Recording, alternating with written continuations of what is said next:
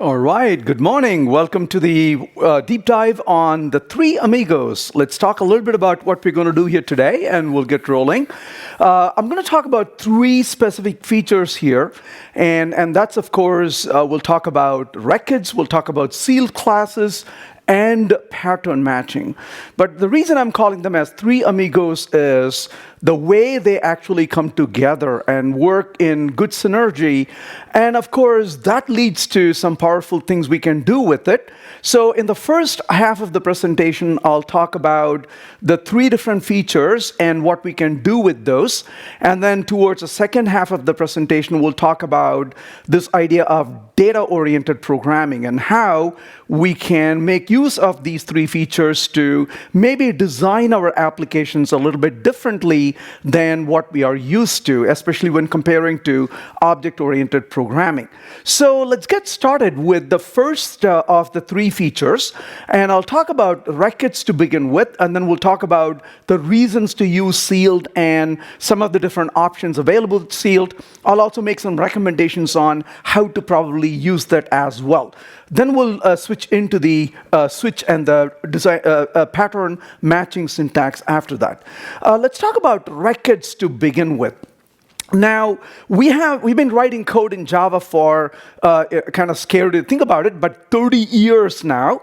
And we've been writing it in a certain way that has led to a lot of verbose and repetitive code, especially when what we are trying to write is more of a representation of data rather than an abstraction. So let's take a look at an example just to see what that really means. So I want to say a person, we'll say person equal to a new person, and let's go ahead and say this is going to be the name, first name, and let's say last name, and we want to be able to output the person object.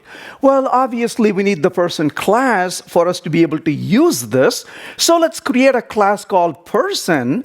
And of course, I don't want to be modifying the first name or the last name once I create it. So we could say a private, let's say string. We could call it as a first name. And we could say here comes the last name. Are we done yet? Well, no. If you're writing a class, you would have to write a constructor for this, isn't it? So you would typically create a first name parameter and a last name parameter as well. And then, of course, you have to take the time to initialize those. So we could say first name is equal to first name. And of course, we could initialize the last name as well and is equal to the last name. Are we done yet? Well, no, we would write the get first name function. So that obviously is going to be returning the first name. So we'll say first name. And likewise, we would be implementing the last name as well as a get last name in here.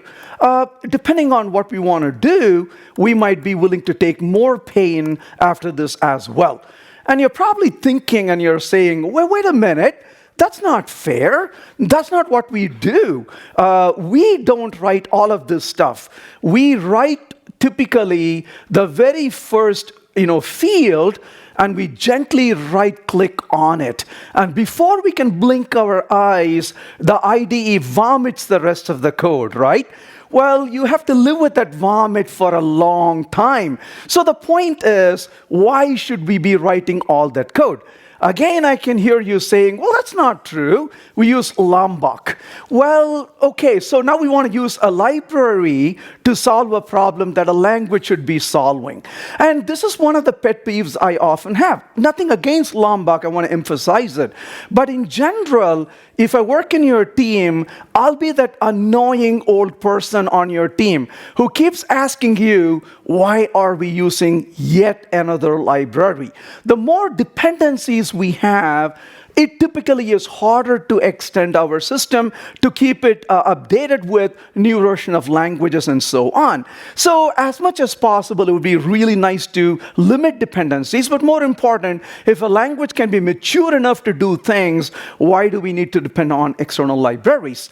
So this turns out if after writing all this code to add insult to injury, it gives us information that's completely useless. So now we have to write a toString method as well, and then that never seems to be ending. Well, this is where we have records. Well, what are records? Records are really data classes. So data classes, as the name alludes to, is a class that focuses more on data than an abstraction that represents a lot of behavior. Well, in the world we live in, we get data from external resources all the time. So you may pull a data from a web service or a microservice, and you want to be able to use the data in your application. So how do you represent a piece of data without having to write so much code? After all, what we just saw here is a very low signal to noise ratio. So we really have a lot of code for something that shouldn't take that much amount of code after all. So this is where we can use a record. So we can say here comes a record. So instead of the word class, we can simply replace that as a record. So the first question is, what's the difference? Well, the difference is a record is a final class. So the first thing you want to keep in mind is that a record is a class. It's not something, just a newfangled thing. It's really what we already have. So in fact, a record is a final class. And we'll see this in just a few minutes, a little bit more. So, and again, we can take this code and say, here comes the first name, and here comes the last name. So we are actually not writing more code, but we are actually reducing the code we already have. So we wrote this as a record. So basically, we are passing in the first name and last name as parameters to this so-called constructor-like syntax. So essentially, when we are declaring a record, we are defining the parameter for the constructor, essentially. So we are saying this person constructor is going to take a first name and a last name as an argument. But before we go any further, let's just take a pause here, do the compilation of this, and as you would expect, you have the person class sitting right there as well. Let's do a Java P and take a look at the person class syntax in here. So if I go back and take a look at it, you will notice that this is a final class person. So essentially, when you create a record, you are creating a class, except it's a final class. And as you can notice, this extends from the record, as you can see, the java.lang.record. Here's the constructor that takes the first name and the last name, and then you have a bunch of other things we'll talk about in just a few minutes. So essentially, what we just saw here is the record is a final class. But there are a few other things when it comes to a record. The first thing is a record, is final, right? As a result, can't have any subclasses. This is kind of obvious from the fact that a record is a final class. A record cannot have any subclasses. On the other hand, a record can't have any base classes as well. Again, it already, you could say, extends a record. So the java.lang.record. For one difference though, as you know, if you write a class, let's say foo, and we know that a class foo extends from object. So you could potentially say object, which is kind of useless, but nothing stops you from saying it extends object. Well, you cannot do that when it comes to a record. If you say extends java.lang.record, which is the base class of the record, if you will, so even though a class extends object, you can say extends object. But what if you say extends record? Well, you cannot have any base classes for a record. That is just the rule. So you cannot put extends and put anything after that. But you're curious, what happens if I do? Well, notice what the compiler tells you. curly expected. What an attitude, right? It doesn't even tell you you're wrong. It's like, I was expecting curly, what are you doing? So essentially, you shouldn't put any extends, basically, and if you do, you get to feel the attitude of the compiler right there. So essentially, you cannot extend from anything. However, you're most welcome to implement interfaces. So on the other hand, a record may implement interfaces. So essentially, if let's say hypothetically speaking, let's say we have an interface called toJSON, and this particular contains, let's say, a string to JSON, and I'm going to be implementing, let's say, in this case, implements to JSON, and you can, of course, public string to JSON. I'm going to not really implement that particular code, but just to illustrate, you can implement that just fine. So records can implement interfaces, and that can be really useful because there are times when you may want to really perform some common operations on certain records, and if you have an interface that implements, you can just use that interface to call those methods you expect on it as well, and you can certainly do that, as you can see in that example. So you can have implementation of interfaces, but you cannot implement classes. Let's just pause here for a minute and talk about the consequence of what we just have. So we all have read about this, heard about it, maybe even practiced this quite often. And that is a good design practice, if you will, and that is we should prefer composition over inheritance. But it also is a little hard to follow sometimes because we tend to really gravitate towards inheritance more often, even when composition may be a good idea. Well, but you know the consequence of the design decisions we have on our hand right now. Because records cannot inherit from anything else, whether it's a class or a record, so records enforce, it turns out, composition over inheritance. So essentially, you cannot inherit a record from another record or a class. And as a result, you only can use composition when it comes to records. So a record can compose other records. So for example, a person may have a first name and a last name, but a person may compose a record which is an address record. So potentially, for example, you can say record address, and you could say, for example, in this case, we'll call this as a street. And again, I will just not implement the other things right now for the sake of brevity. And you can say address, and in this case, you can have an address coming in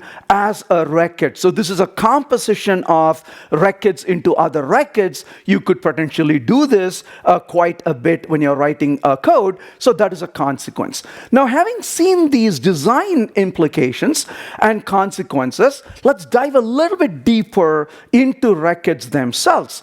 Now, records, of course, offer, well, let's put it this way, right? I know everyone, including me, loves these kinds of buy one, get one free offer, right? Who doesn't want it, right? So if you're given a buy one, get one free, you're always excited.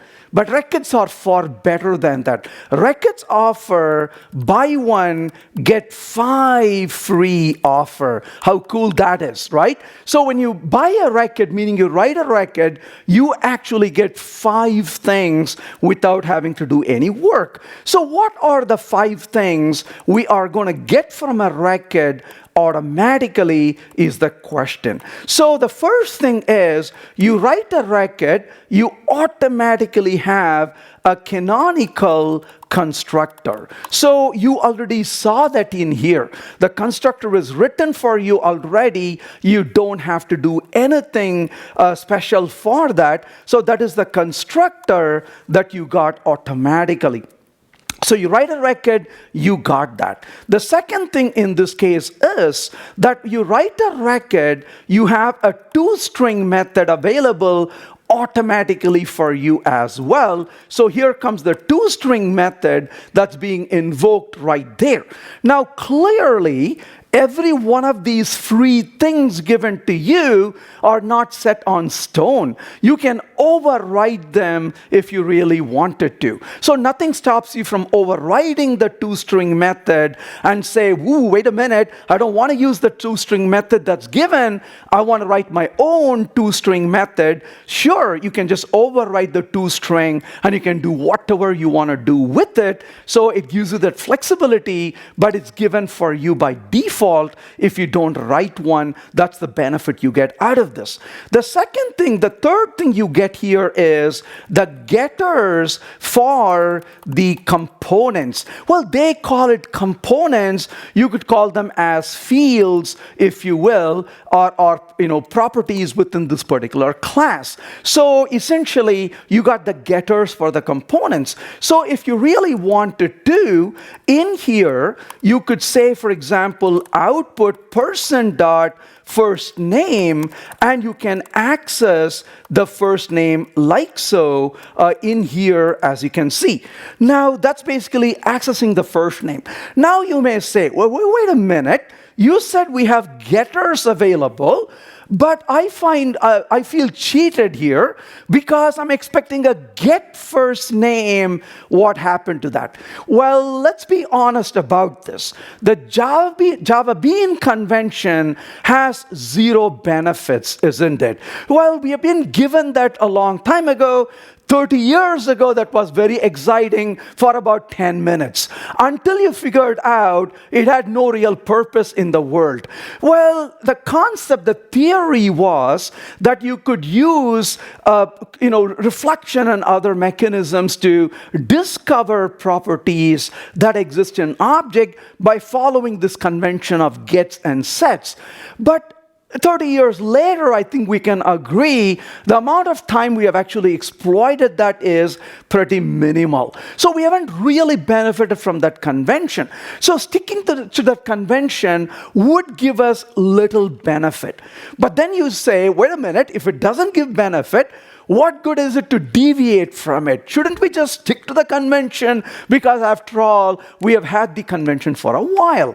Well, I would argue it's good to deviate from the convention, not because we like to deviate from conventions. It's because this can be actually beneficial in certain contexts. Let's entertain this thought for a minute just to see what benefit it would really be. So let's say people is equal to, let's say, a list of person instances. I'm writing pseudocode here for a few minutes. So we have a list of person instances, but I want to take the people and suppose, let's say, right, we have, let's say, a get first name, if you will, in this case, instead of, let's say, first name as an argument in this case. So suppose all we have is this get first name instead of the first name as the argument. What would it feel like? You would say people,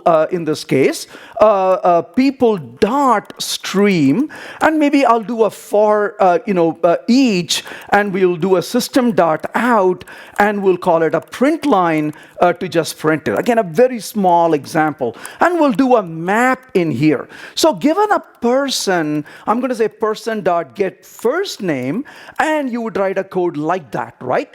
Now, obviously, in this case, you'll make an observation to say, gosh, you don't have to really use a lambda in that case. You could have simply said a person, and you could have used a method reference like so. Now, let's read this code just to see how it feels. Given a collection of people, transform that to get first name.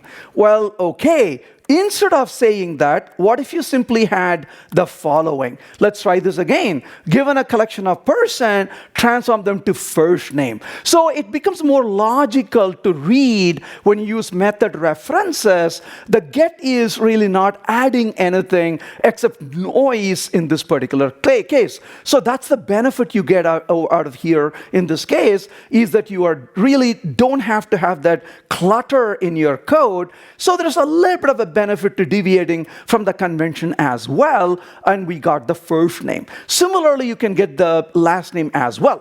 Oh, but of course, the fields themselves are final. So you are not allowed to mutate the fields. But we'll come to that separately in a few minutes. You also have the equals method and you have the hash code method provided as well. So if you go back to this example here, well, that's the getter as we saw in this case. So getter.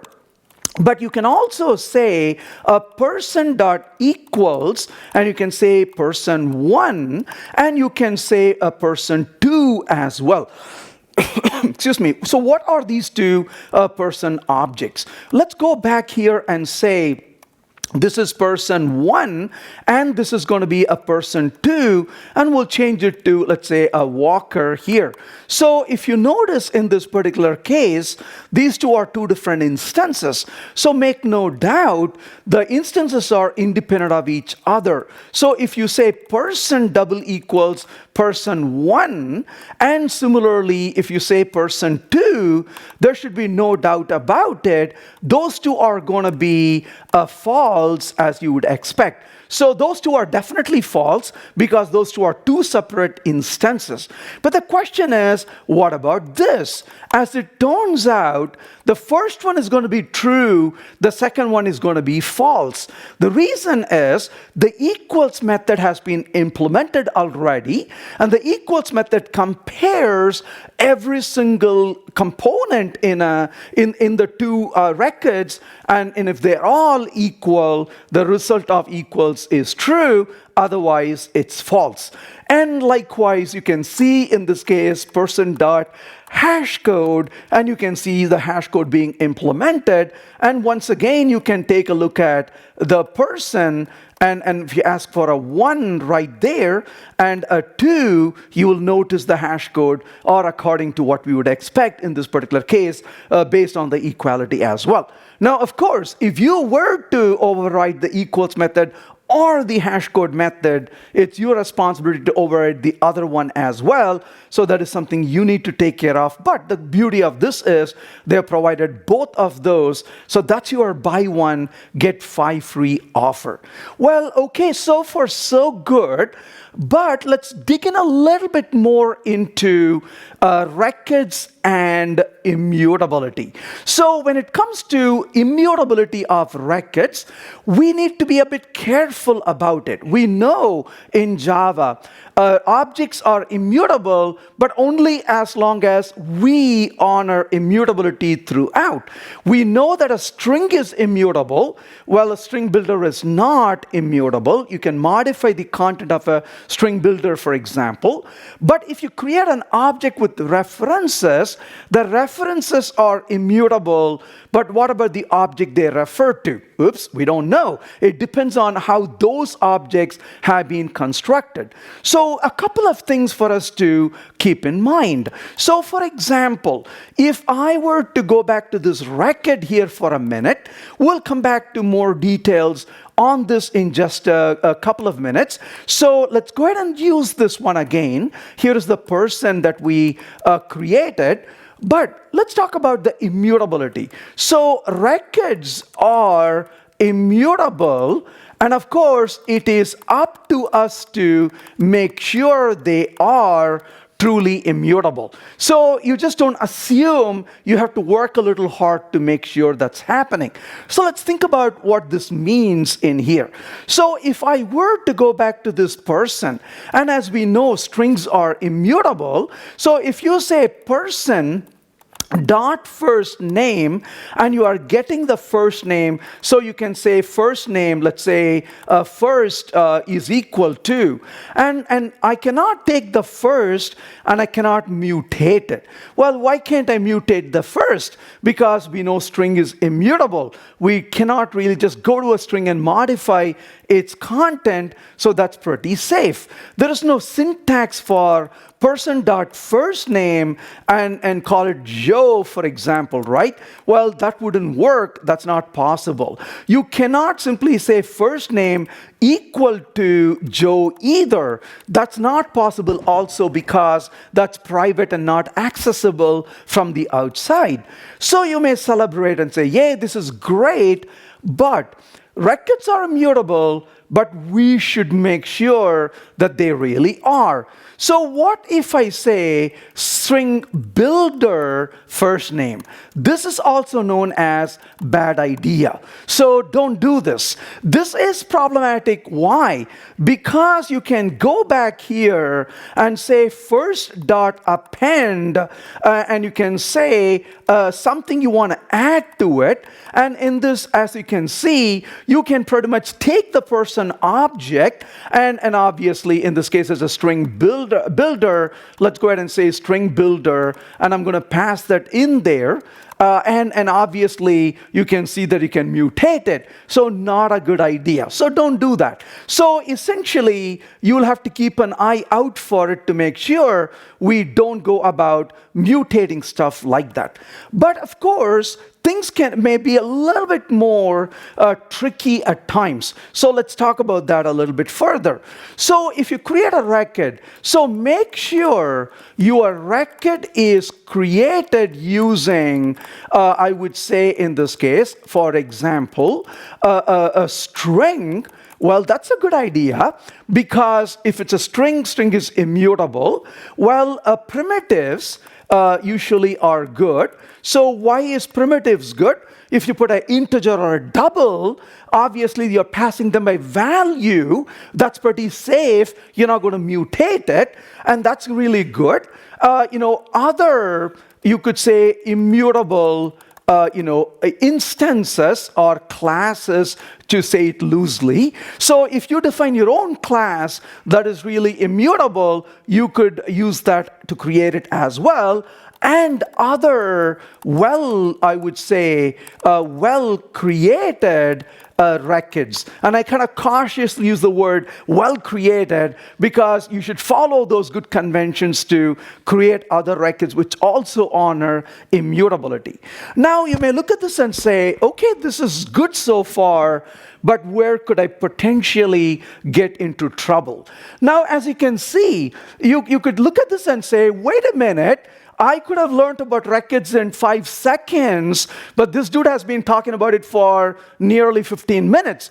That's the whole point, isn't it? So a lot of times we can look at things in surface, but the more we dig in, the more there is to dig in further. And these are the places where we could get into trouble if we're not thinking through it properly. So what if, for example, we have a list, let's say, of string, we'll call it as pet names in here. So we got a collection of pets this person could potentially have. Now what's going to happen? Well, if you were to create a person one, and in this case, let's say a list of, and we'll say buddy, right? So this is pretty good because we know a list of creates an immutable list. So that's pretty safe. So as a result, in this case, we got the buddy as a pet. So if I were to really get a person dot, let's say in this case, pet names dot add, and I'm going to add a pet. In this case, that would be an unsupported operation exception. You cannot really do it. That's fantastic, right? But did we really create a record which is immutable? And as it turns out, the answer is sadly not, right? Because we could have gone back here and we could have said new array list of string in this case. And then, of course, we could have said that is my array list I'm creating of this particular array list, and I'm going to say list of, let's say, buddy. I'm just being lazy here to initialize it. So you can see in here, we can go back and output, and we got a foo in there. We quite did not expect that, isn't it? So what do?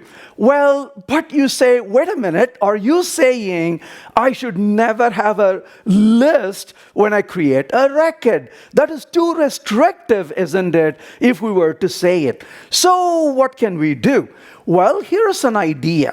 We could go back to this and we could say, hey, I've got an idea for a list. And similarly for other types, you may have to work through it. So here's a thought. Let's go ahead and say a person, and this is essentially a compact constructor. We'll talk about compact constructors a little later on. I'm just using it before really getting into it so we can talk about the immutability right now.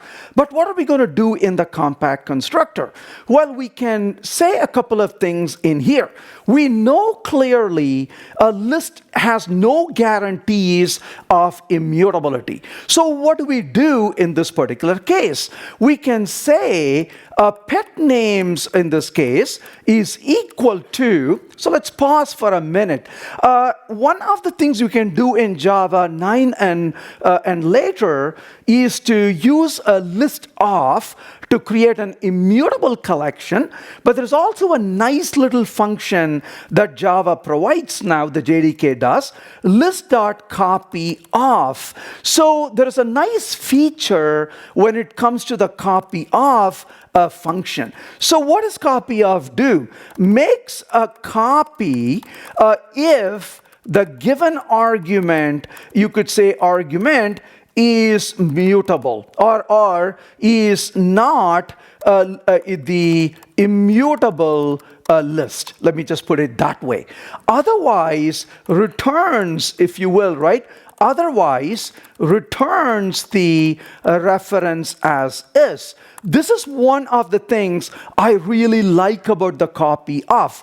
Let's take a quick detour about this, and we'll come back to this in just a minute, if you will. So let's come back to this in just a short. So let's go ahead and say I have a list. So list, let's say string, let's say in this case, stuff is equal to list of, let's say A and B as two arguments. And I'm going to say output, let's say list.copy of stuff is double equals stuff itself. So in this particular case, we are asking if the copy is the same as the original. And you can see the output tells us true in this particular case because essentially they are exactly the same instance. So if it is the same, if it's immutable, it doesn't do any work. It simply returns the given argument back to you. On the other hand, if instead of list of you said new array list, and this is of string, and let's say in this case we are using the list array list rather than list of, then you notice the result is a false because it actually makes a copy because the given is not an immutable list. So what is the moral of the story here? Here comes the charm. Where what is immutable is both safe to share and safe to copy as well. This is one of the nice things about immutability. If something is immutable, you can share it. You can just give the reference to other requests. So that's why when it was immutable, it didn't expense making a copy, just gave you the reference. But if it's immutable, you can safely make a copy of it as well if you really feel like you need to make a copy. Of course, the copyof function makes a copy if the given is not immutable, and that way, from then on, you have an immutable version on your hand that you can make use of. So having said that, if we go back to the code we just wrote, what are we doing in here? You notice we have the list.copyof, and the copyof, it really makes a copy of the collection given. So if we were to create a collection here which is immutable, you can see that we got the body and it's an unsupported operation. But if we were giving a mutable collection, the behavior is still the same because we made a copy. So if a user is doing the right thing by sending you an immutable collection, you're not expending any effort making a copy.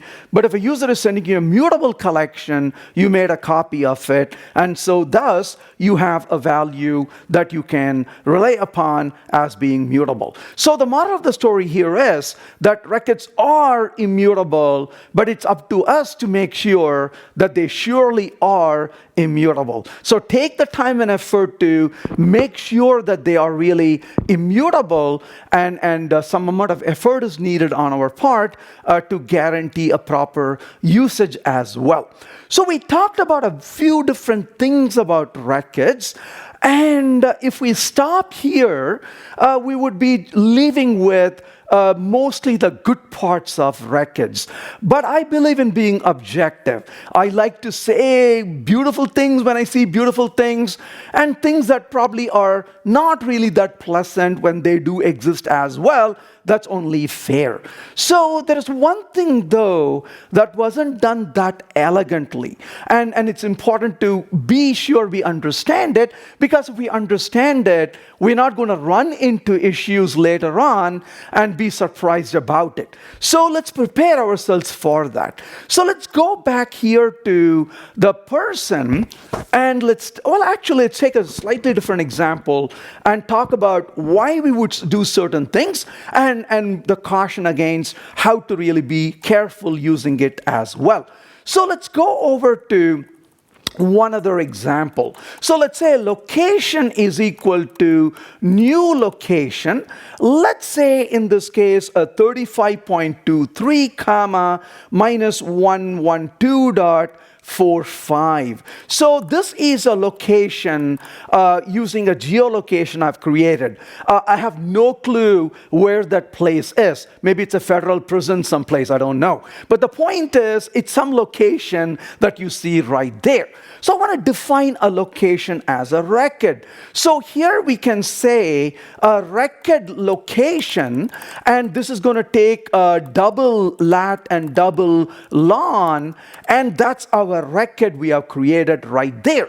Now, as you can see, we did not spend our effort writing any constructors. So the first recommendation I have is this: do not write a constructor unless you really have a case, a situation, right? A scenario where you have to write one. So there is really no point, no good reason for us to be writing a constructor if we really don't need one. So don't bother writing one. In general, it's a good practice to use what's given, so why bother really writing it? So don't write a constructor unless you really have a scenario where you need to write one. So the question is, when would we need to write a constructor? So, right, these are the cases you want to think about. I can think of two situations when you really need to write a constructor. The first one is data cleansing or data transformation. So this is one purpose, one reason you may want to do. You are getting some data, but you want to cleanse the data, or you want to transform the data and then store them in your record. So this could be a really good reason to write a constructor. Excuse me, and this is, again, I'm really speaking about the canonical constructor, not additional constructors, right? So the second reason you may want to really write one is that you may say for data validation. So you may want to really verify if the data given to you is actually good. And if the data is not good, you want to maybe raise an exception. So how do you actually do this? Let me first talk about what you shouldn't do to begin with. So this is, file under don't do this, right? So what I'm going to show you is what you don't want to do. So what you don't want to do is to write a canonical constructor. So you could say public location in here. So you could say public, let's say a location, and that's going to take, I'll just copy and paste it from there. So it takes that particular argument, and what can you say? If lat is, let's say, less than, so you want to say the value could be, 0 to 90 or minus 90 to 0, right? So you could say if the value is greater than 90, for example, I'll just kind of keep it to that value for a minute. You could say throw new runtime exception, invalid. This is out of this world, right? So we could provide a error saying this is not a valid value, and you can write other validations, right? I'm just throwing an example here. So in this example, if I run this code, notice what error we are getting. A variable lat might not have been initialized. So I have to say this dot lat equal to lat. And then of course that's not enough, right? Variable ln may not be initialized. So you got to say ln equal to ln. But all I would ask you for this is, how does that feel? And you have done this before. You probably shrug your shoulders and say, that's life in the big city. And you know that in life you never argue with the compiler, because that's how we go crazy, right? You just accept what a compiler tells you. You don't sit there and argue. That's a path to no end. So you're like, fine, if that's what you want. Are you happy now? And you move on. But that's kind of a stupid code, right? It didn't do anything useful. It's obvious. And the question you ask is, if I can do it, why can the compiler do it? And in fact, it's even worse. JavaScript does this for you, and you're like, my gosh, even an evil language does right things occasionally. Why can't Java do the right thing? You may really be wondering that too. So that's one problem. So in this case, there are a couple of issues here. So this is violating dry. Notice we just copied and pasted that line of code and we brought it in. And similarly, you could say that's violating dry. You're just duplicating your effort. And yes, this is where Java programmers don't write redundant code. They create IDEs to write redundant code, right? So that way we don't feel guilty. Did you write it? No, the IDE did it for me, right? So the point is, why do we need to write these kinds of redundant code? Why can't just the compiler do the job for us? So the moral of the story here is, don't write a canonical constructor. Why? The canonical constructor uses redundant code, and you can do better than that. So the first recommendation is, file this under don't do this. Do not write a canonical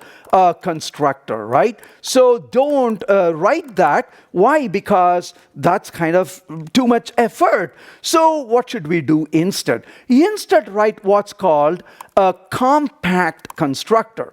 So notice in here, we got rid of all of that, and now when I run the code, you can see the code is still fine. We actually wrote less and not more. And just to emphasize this, if I go back and say 135, you got this is out of the world exception, so that is doing the job. So essentially in this case, to validate, write a compact constructor, not a canonical constructor. So a canonical constructor takes that argument. A compact constructor implies those arguments flowing in. So that's basically what we did. You say, all right, so far so good. This shows me the example of the data validation. So right there we are validating the lat value. We could write more validation for lat. We could write validations for ln as well. There's no point in digging into that now, but we know how to proceed if we want to do that. Having said that, though, what about transformation or cleansing of data?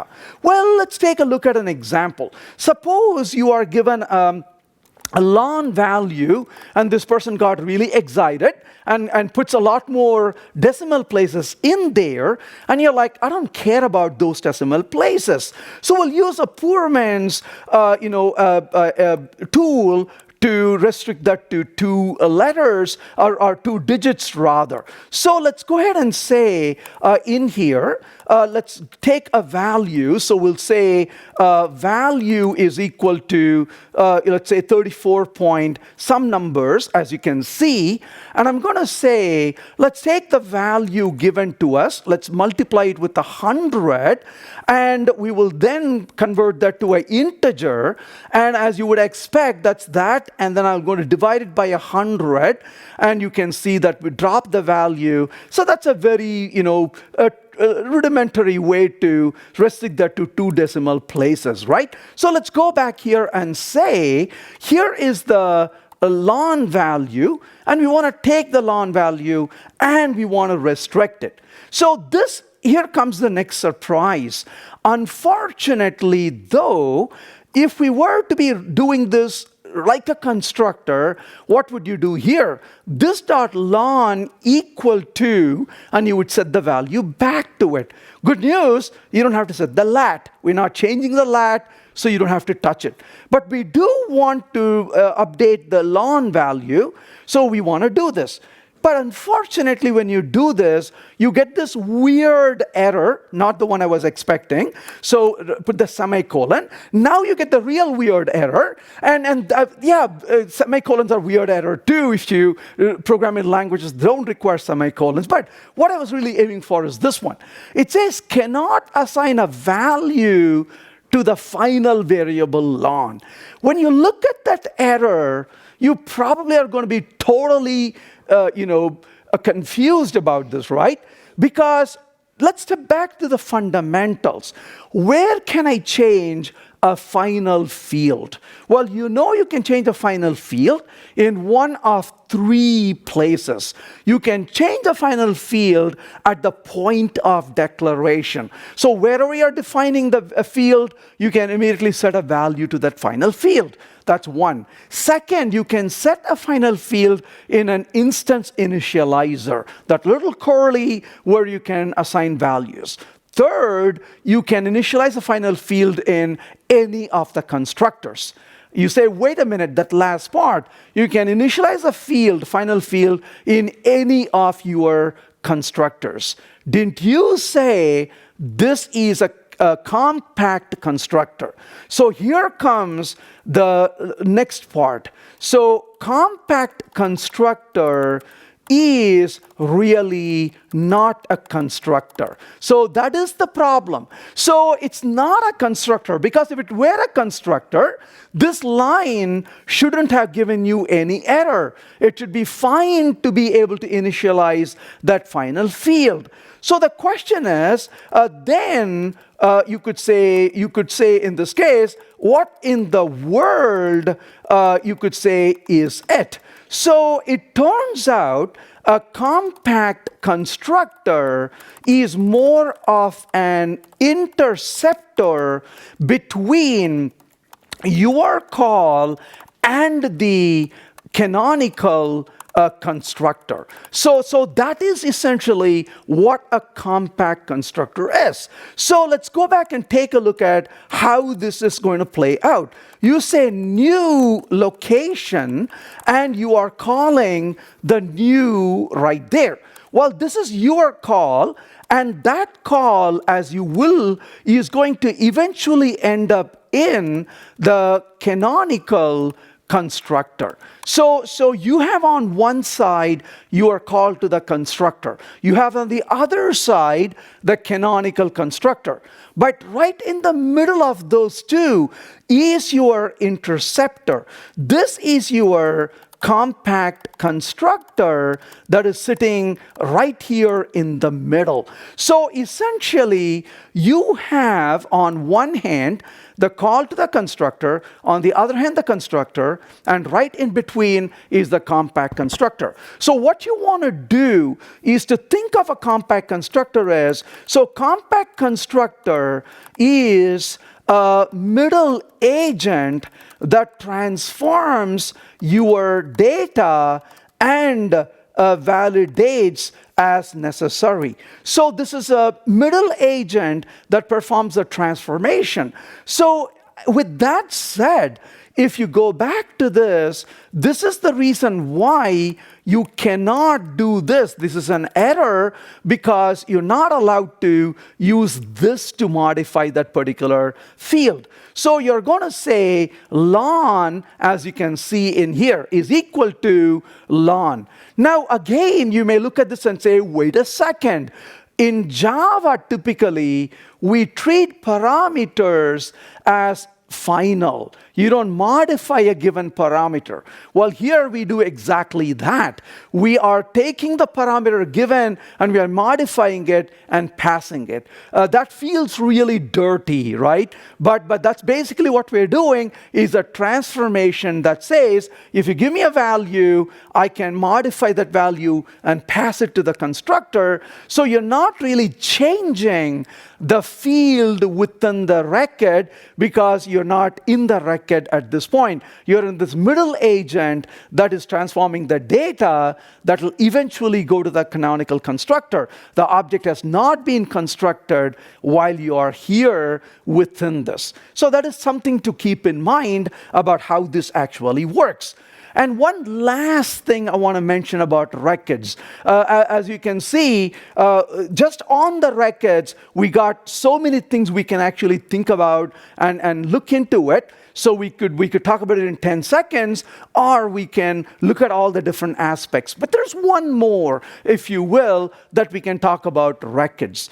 And that is, Java quite doesn't have tuples.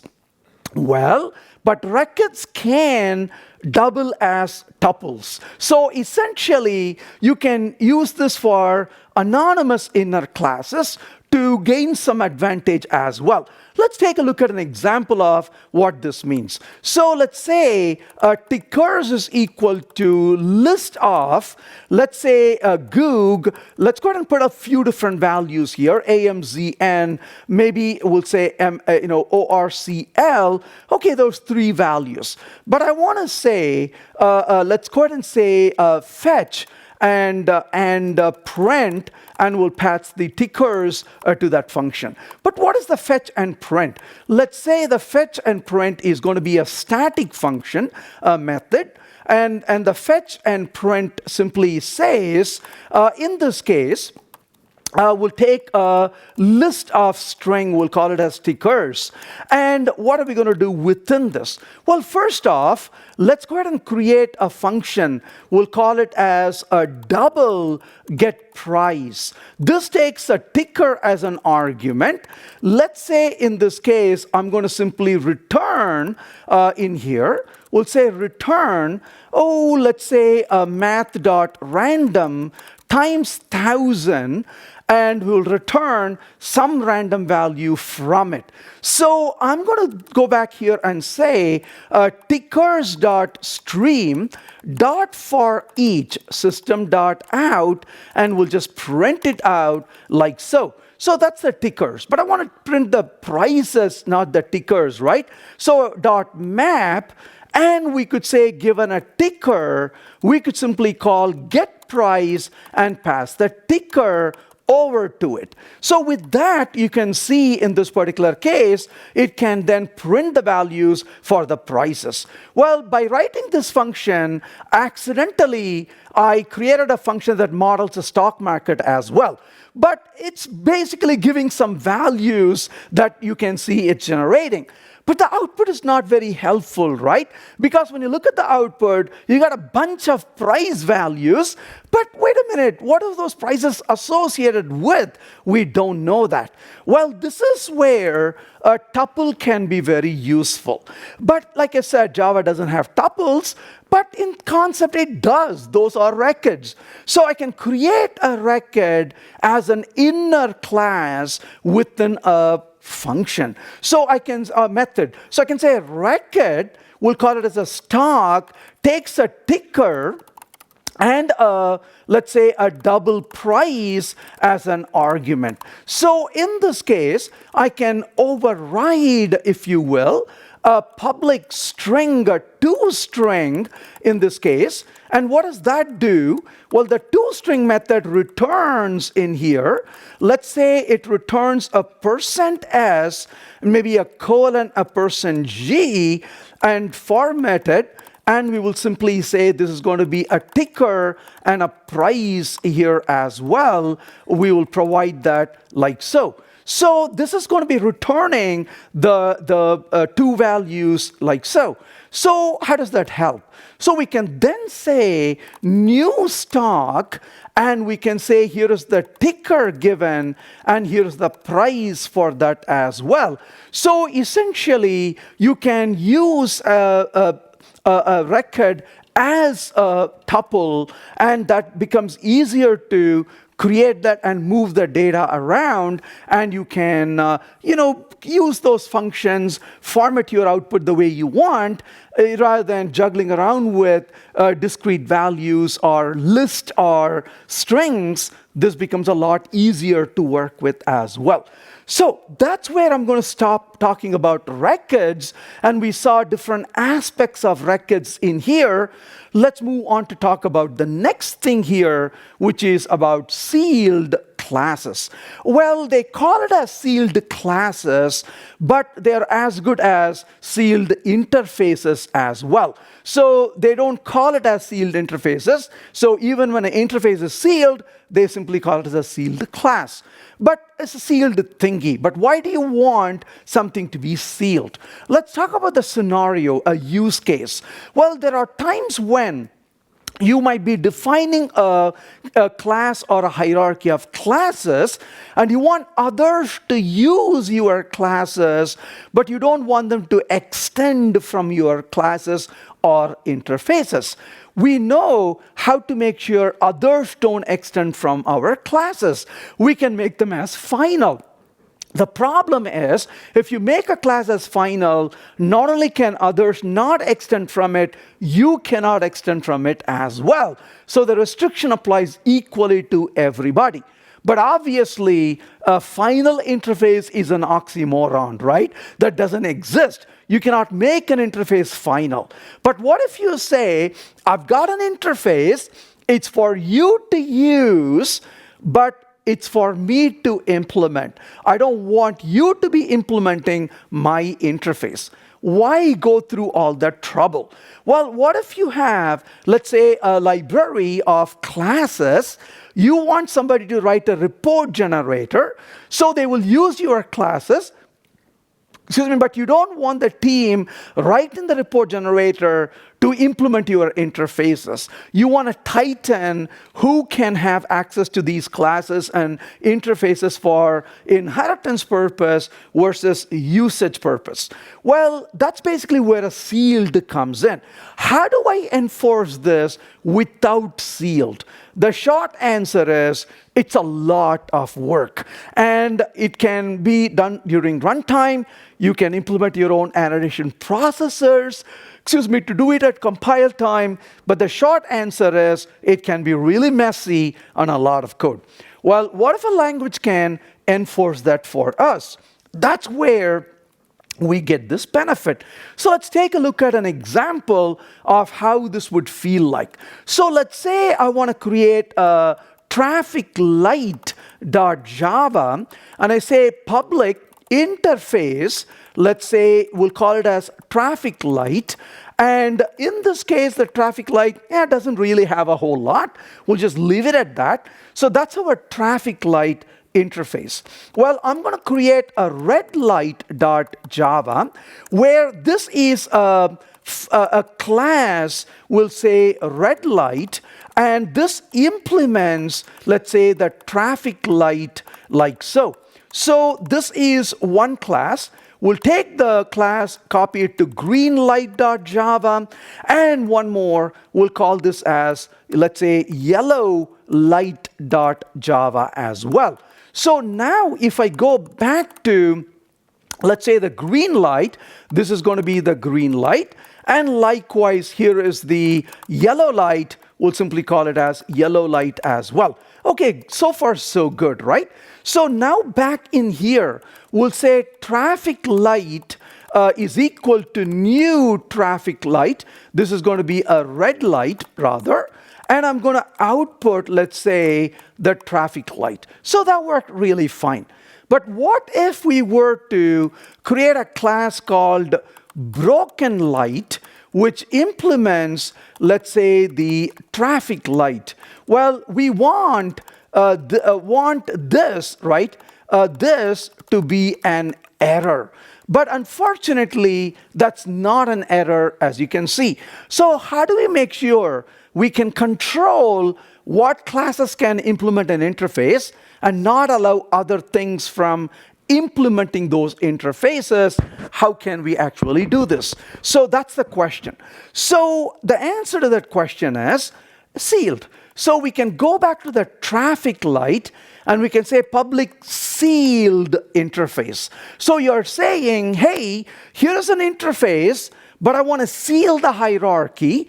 I don't want anyone to inherit from this interface than the things I allow for inheritance. So in this case, we can say permits, and this is going to permit a red light, a green light, and a yellow light. So it was given permission for 3 classes to implement that interface. Now, the first question is, where can these classes reside? Where can I put the red light or a green light or a yellow light? The answer depends on whether you're using modules or you don't.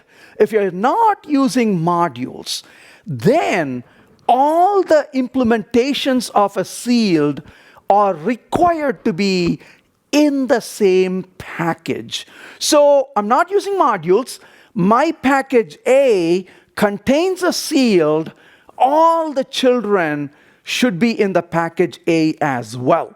So the package is your boundary.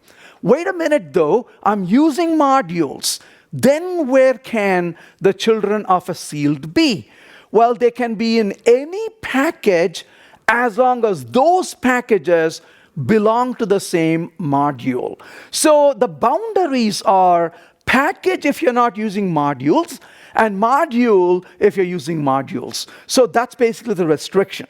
Now, there's an error in this code. We'll see what that error is. If I go back to this, notice I get an error on line number 1 for the green, red, and yellow lights. So let's go back to green light, and this I'm going to say final class green light. Well, we'll talk more about this in a few minutes, but we just said final class green light. Just as a side note, you know something that's automatically final? Record. So records are good candidates for being members of sealed.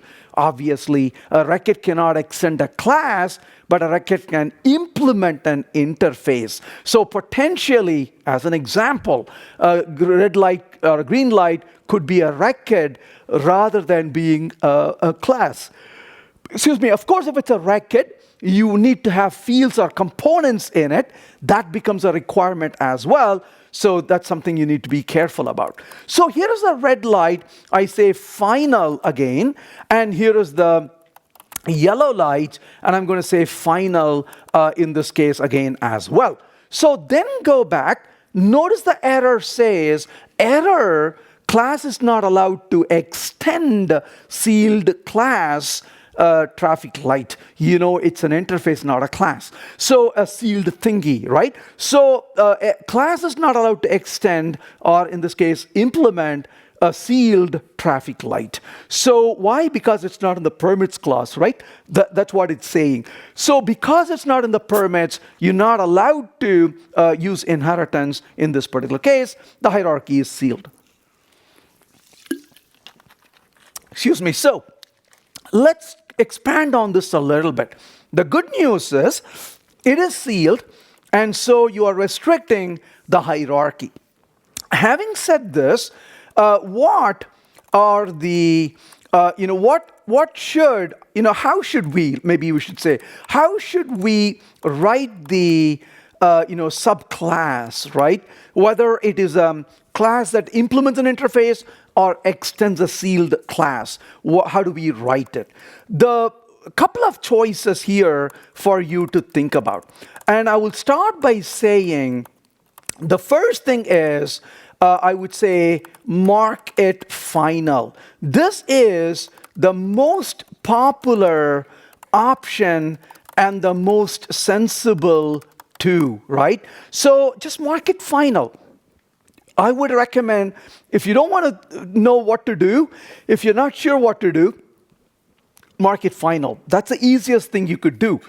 So if you go to the red light, notice I marked it final. That's what you want to do, right? Without even thinking, mark it final, that's great, that's a good start. So that's your first option. The second option is mark it sealed if you want it to serve as a base itself. So if you want that to serve as a base, so I'm going to go to my red light, but I want my red light to serve as a base. So I can go, or let's say yellow light, right? So I can say sealed class yellow light. Obviously, you would say public. You can definitely do that. But in this case, I'm sealing that again, yellow light. And what do I want to do with that? You could say permits, right? Permits, what do you want from here? A flashing, let's say a flashing yellow. So you want a flashing yellow light as a child of this particular class. So you could potentially say yellow light, and this is flashing yellow light .java.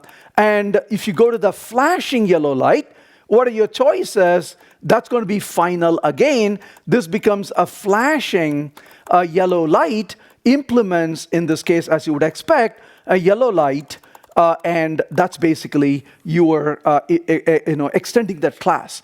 And eventually that becomes a final. So if you think about this, you got a base, an implement interface, you got children, and the final children are the leaf. So from a final child, you cannot inherit it. But this yellow light is not a leaf, it's right in the middle. It serves as a base for flashing yellow light. But the flashing yellow light is the leaf, it's final. So essentially, you can extend it one level like so in this particular case. Well, error, of course, this is a class. So let's go to the flashing yellow light.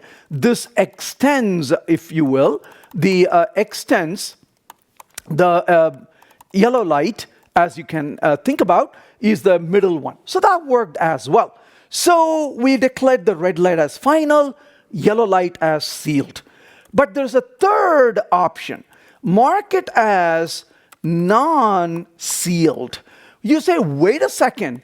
If I mark it as non-sealed, from what it means, you can start inheriting from it, or anybody can inherit from it. And you're like, duh, that doesn't make any sense, right? That's like going to the bottom of the ship and you find this dude making a hole down the bottom. You're like, you don't say, hey, how you doing, and walk away, right? You're like, wait, what are you doing? This is going to sink the whole damn ship. So the whole point of creating the sealed gets blown away by somebody marking something that's non-sealed. Why would you want to do that, right? Well, there's always an exception to the rule. So, but why would you mark something non-sealed? Well, okay, mark it as non-sealed very carefully, I would say, if. So let's think of a scenario. Let's say you're working on a team where you have classes that implement interfaces, But one of your developers comes to you and says, hey, we are in this experimentation mode. We are just discovering and working through a new algorithm to implement this particular solution. Oh, that's great, but we're not sure how we are going to proceed. We want to create maybe 2 or 3 implementations, play with them, and maybe we'll throw away most of that. And maybe eventually one of them will move into production.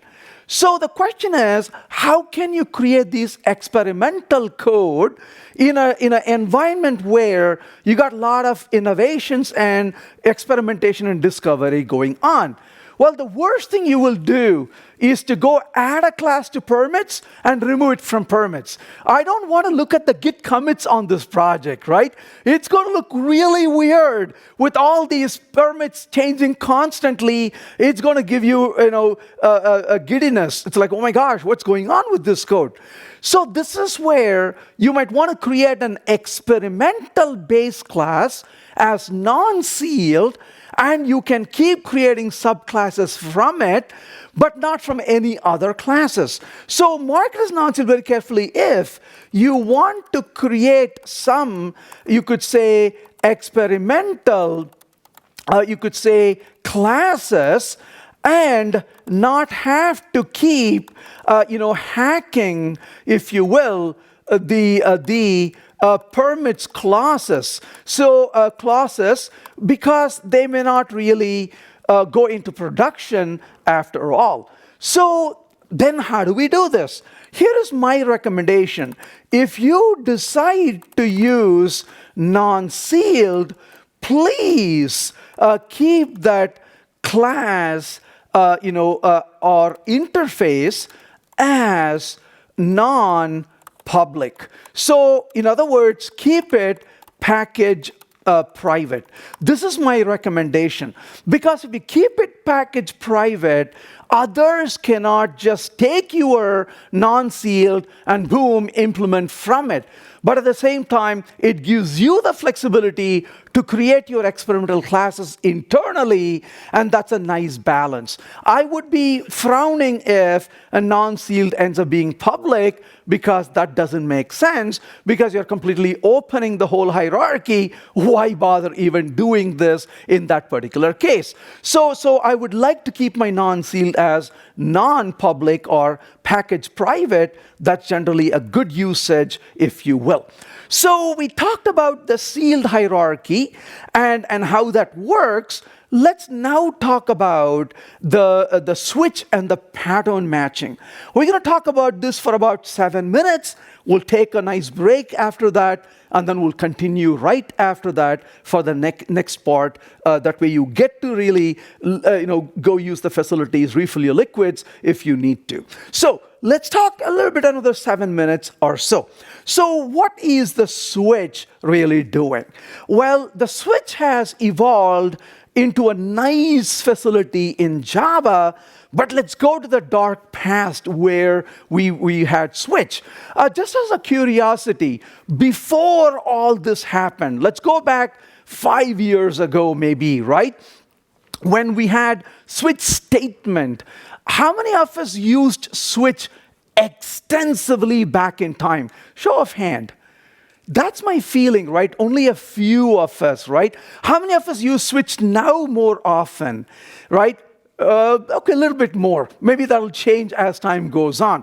But that's one of the things I find really odd is I never really paid much attention to switch until it became an expression. I was not a big fan of switch statement per se. Let's take a look at why switch statements are not really that great. I'm going to say a list of, let's take 55, 66. Let's just throw some numbers here. And I want to go to this sequence of numbers, and I want to say dot stream.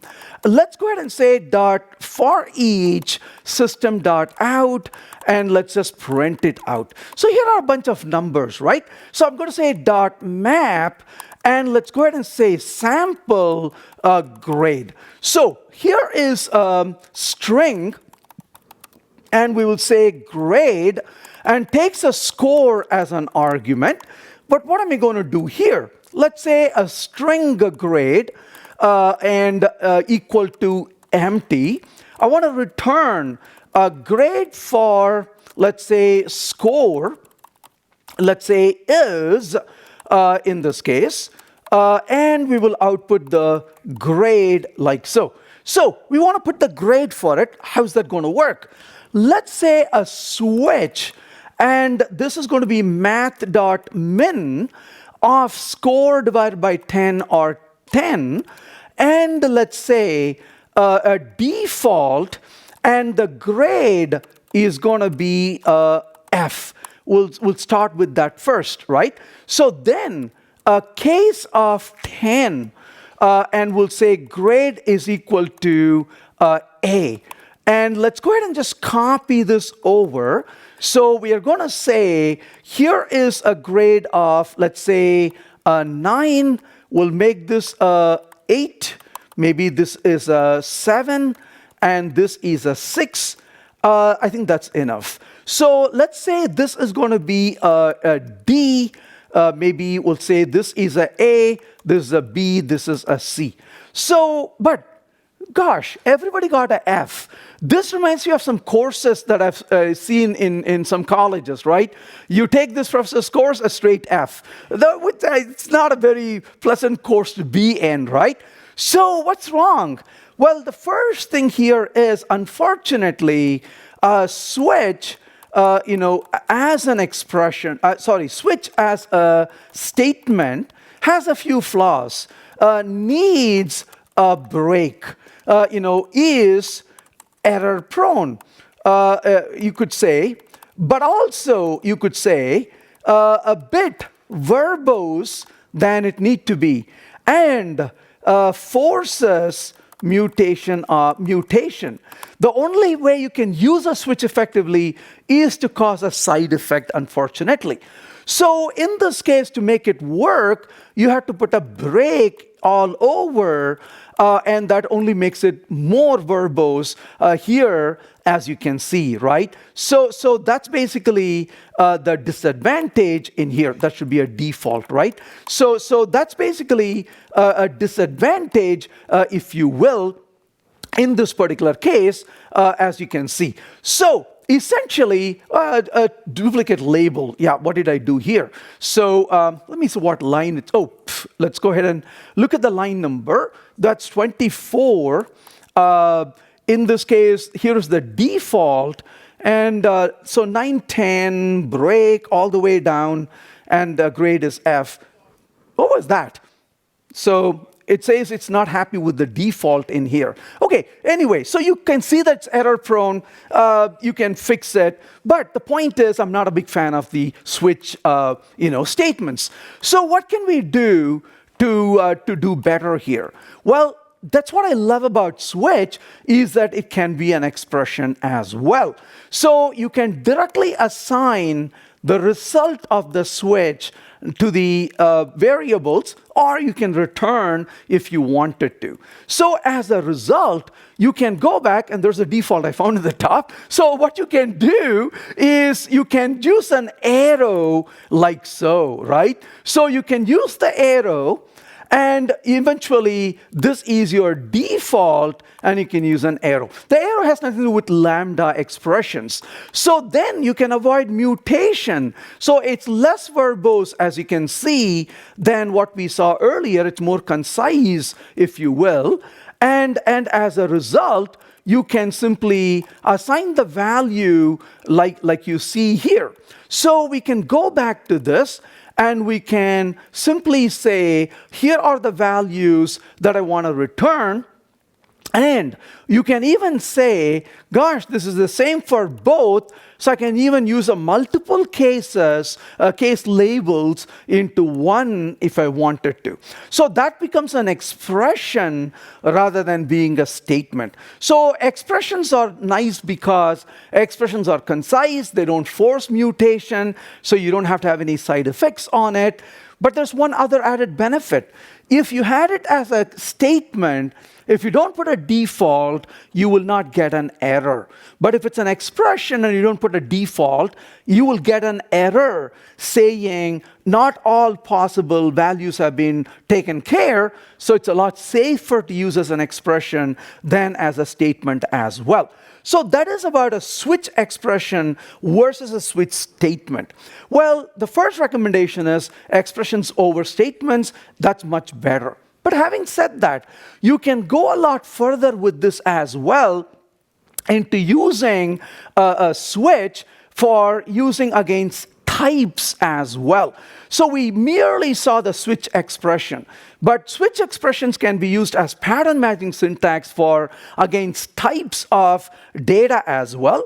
So when we come back from the break, I'm going to show you an example of using them against types, which is the pattern matching instance of, and then we will dive in and talk about the power of these three things together for data-oriented programming. So let's take a 15 minutes break, and when we come back, let's continue right from where we left off. Thank you. All right, hope that was a good break. Let's continue from where we left. We are talking about using a switch as a statement versus switch as an expression. Well, not only that, we can now benefit from using this to work with classes as well. So in the past, distant past now, we were able to only use with a certain limited number of types, but now that expands to using different objects that you can use to pattern match against as well.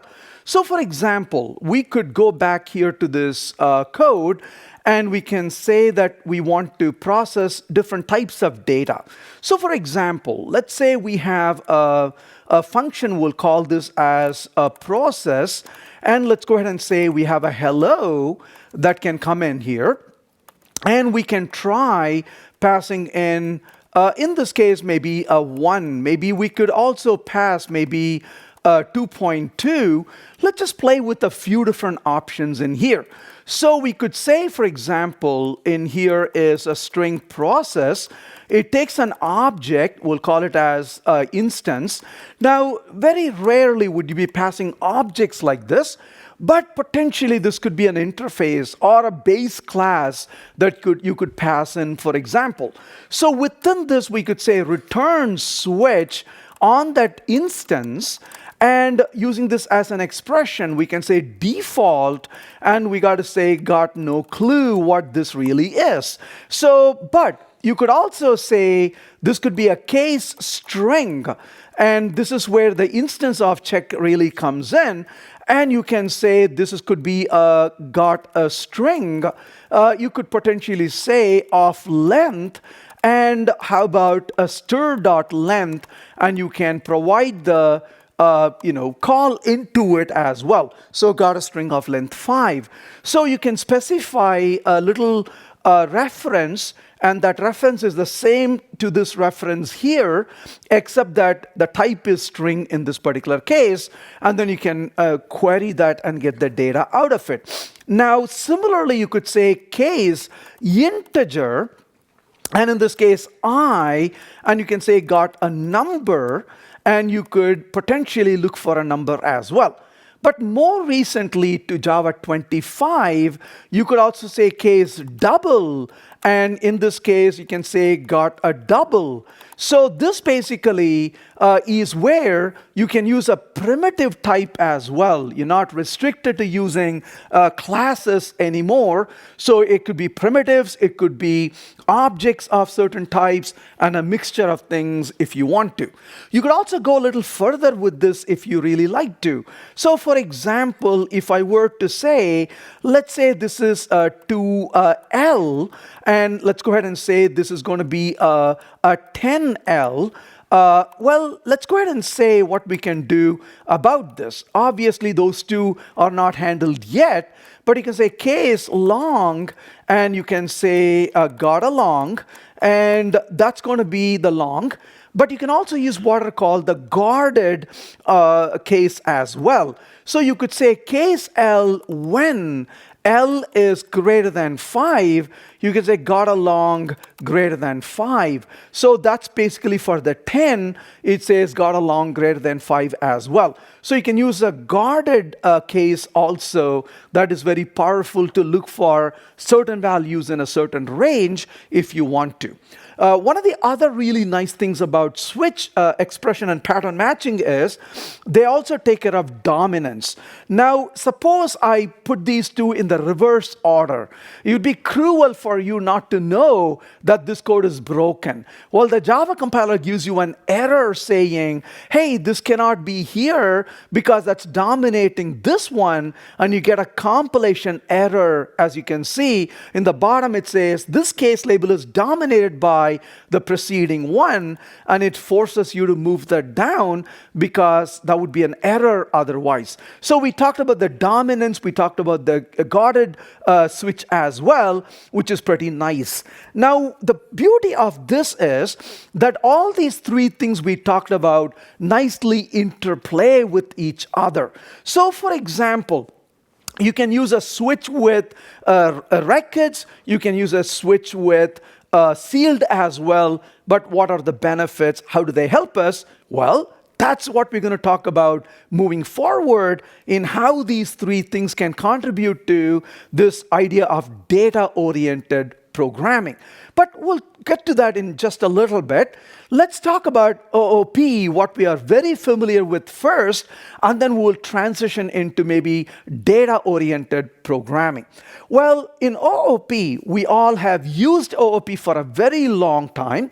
It's been around for a few decades now, but we can say that OOP has 4 pillars in its paradigm.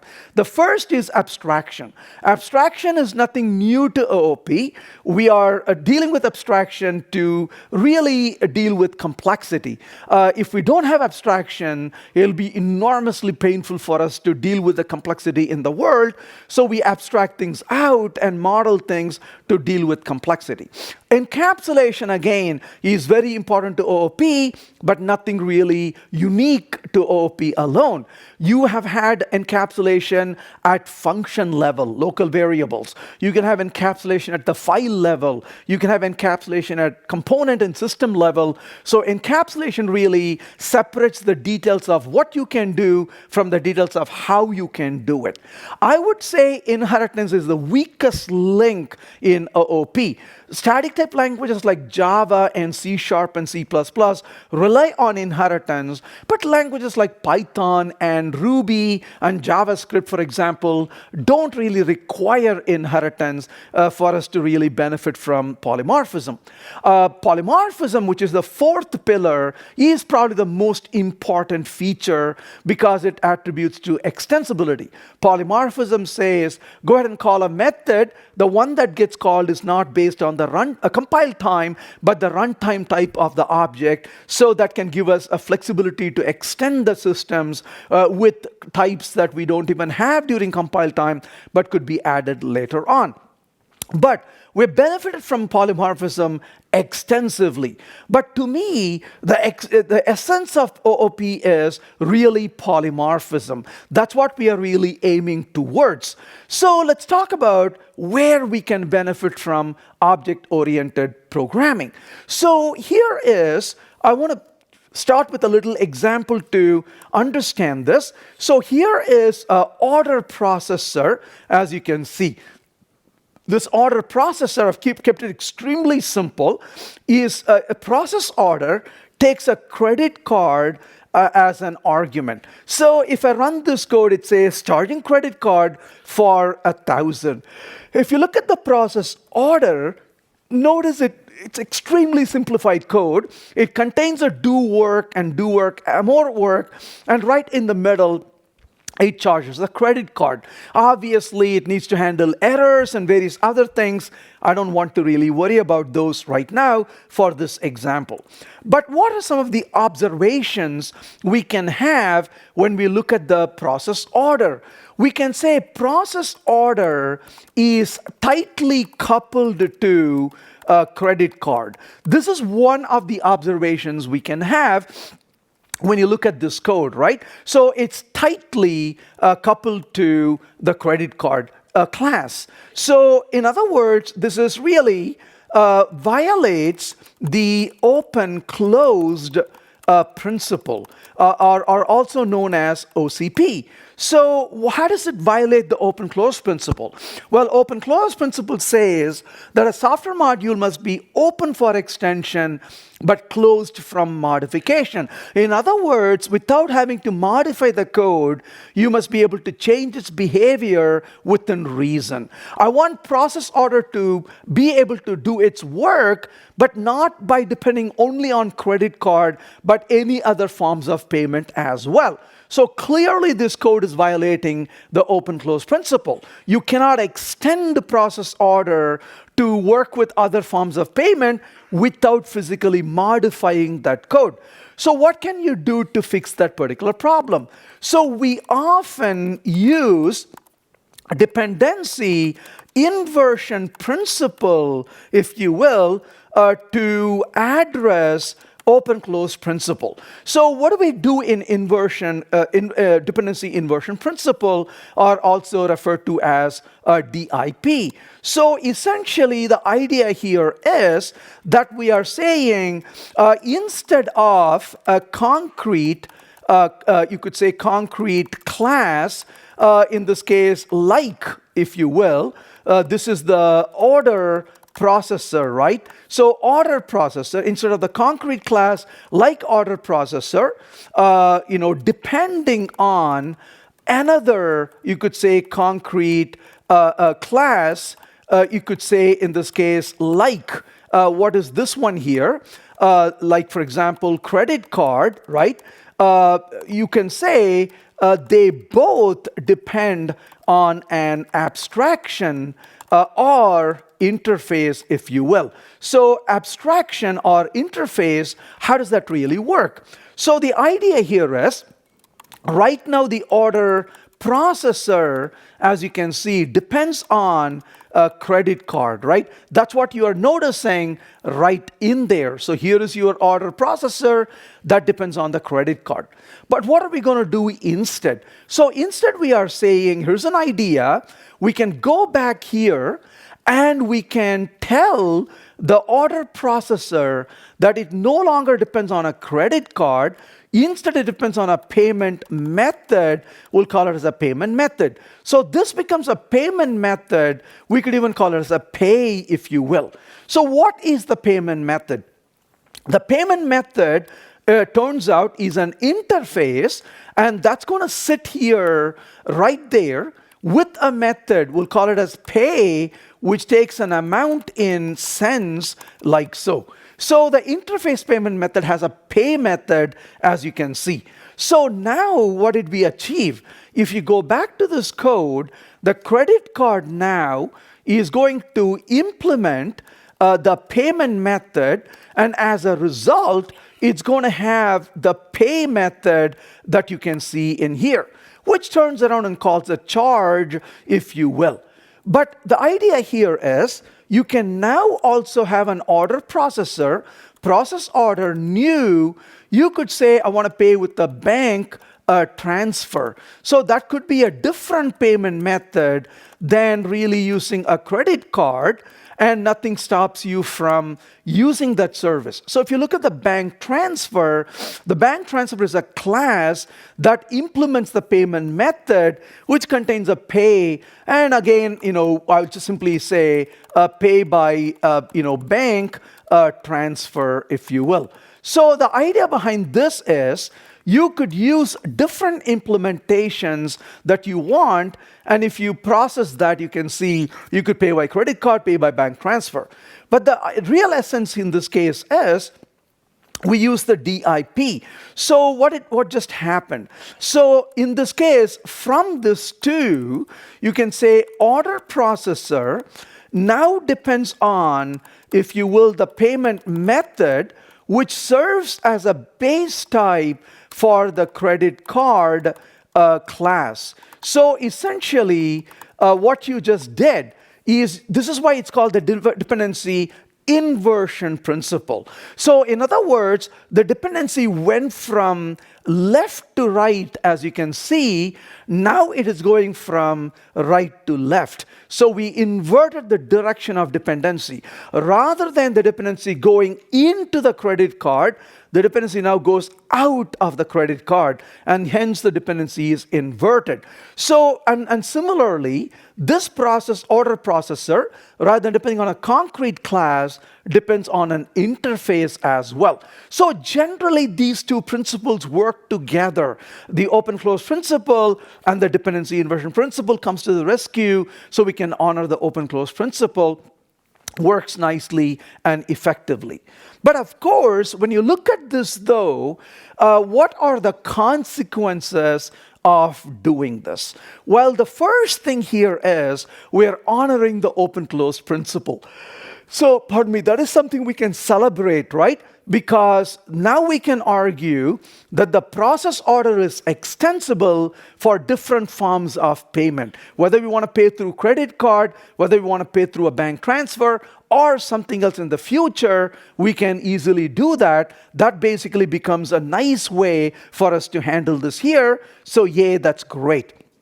Now, having said that, in this particular case, you are honoring, so we could say the new design, right? We could say in this case, the modified design, you could say honors open-closed principle. So that's one of the nice things is it nicely gives us this idea of using this extensibility in our code. So that's definitely a good news.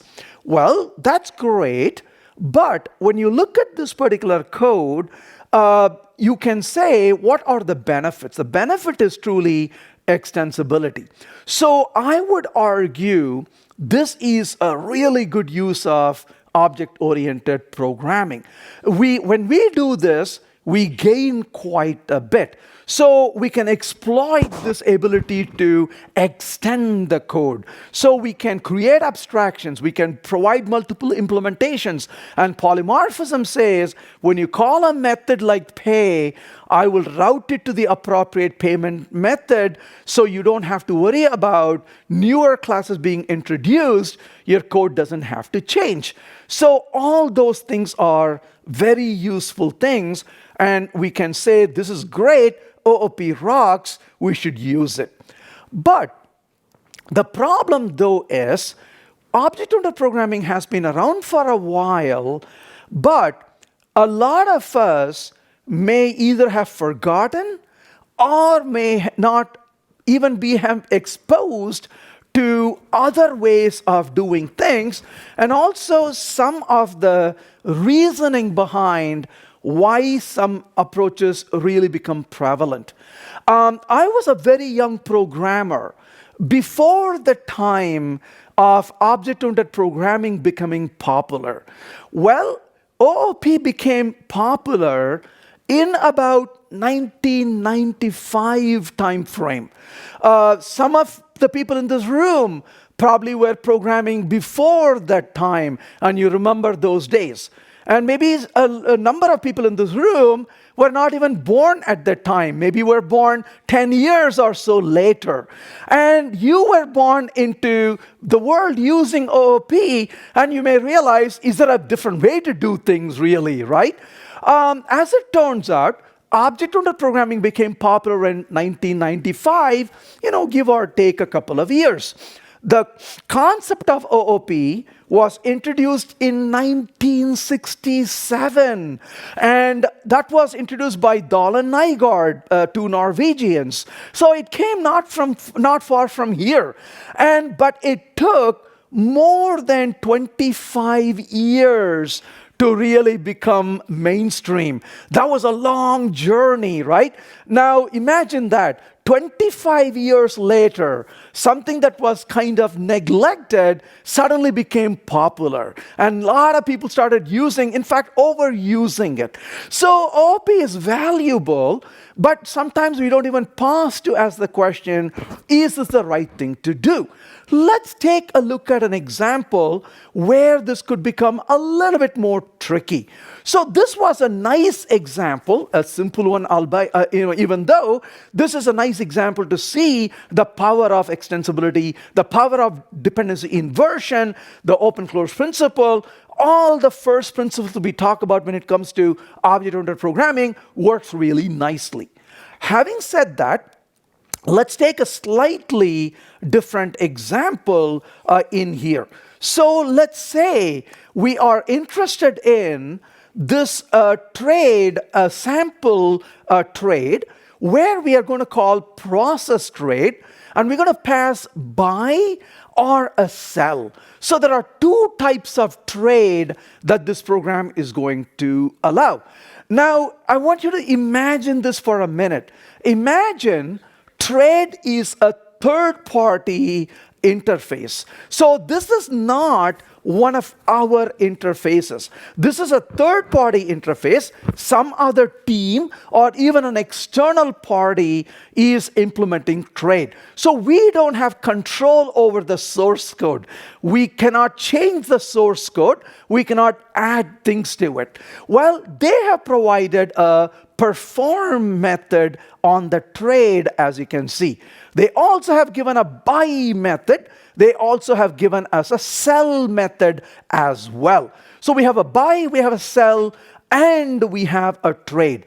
Well, when you call the perform on the trade, it might perform a buy or it may perform a sell. Obviously, it'll do the real work, maybe on a remote system, but I've overly simplified it by just putting a print statement in this particular example. So that's a third-party set of classes.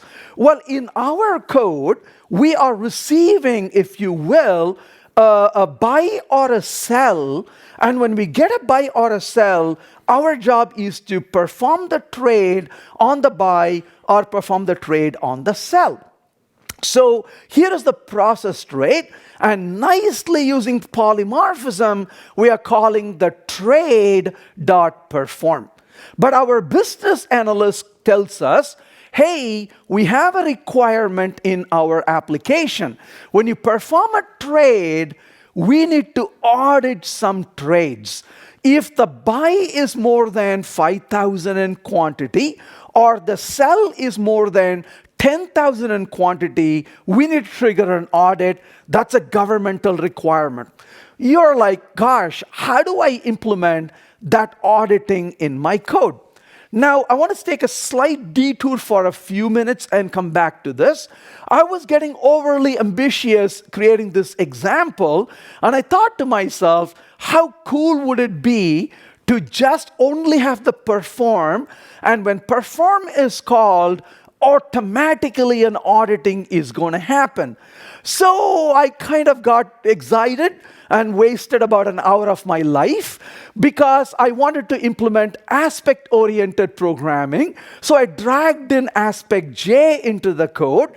I created a point cut, and when I executed the code, it doesn't matter where I'm calling the perform function. Right before perform is called, the aspect was introduced and it called my function. When I finished that example, I had two different feelings. The first is one of joy. I had implemented this very highly complex code and I didn't have to call the audit function.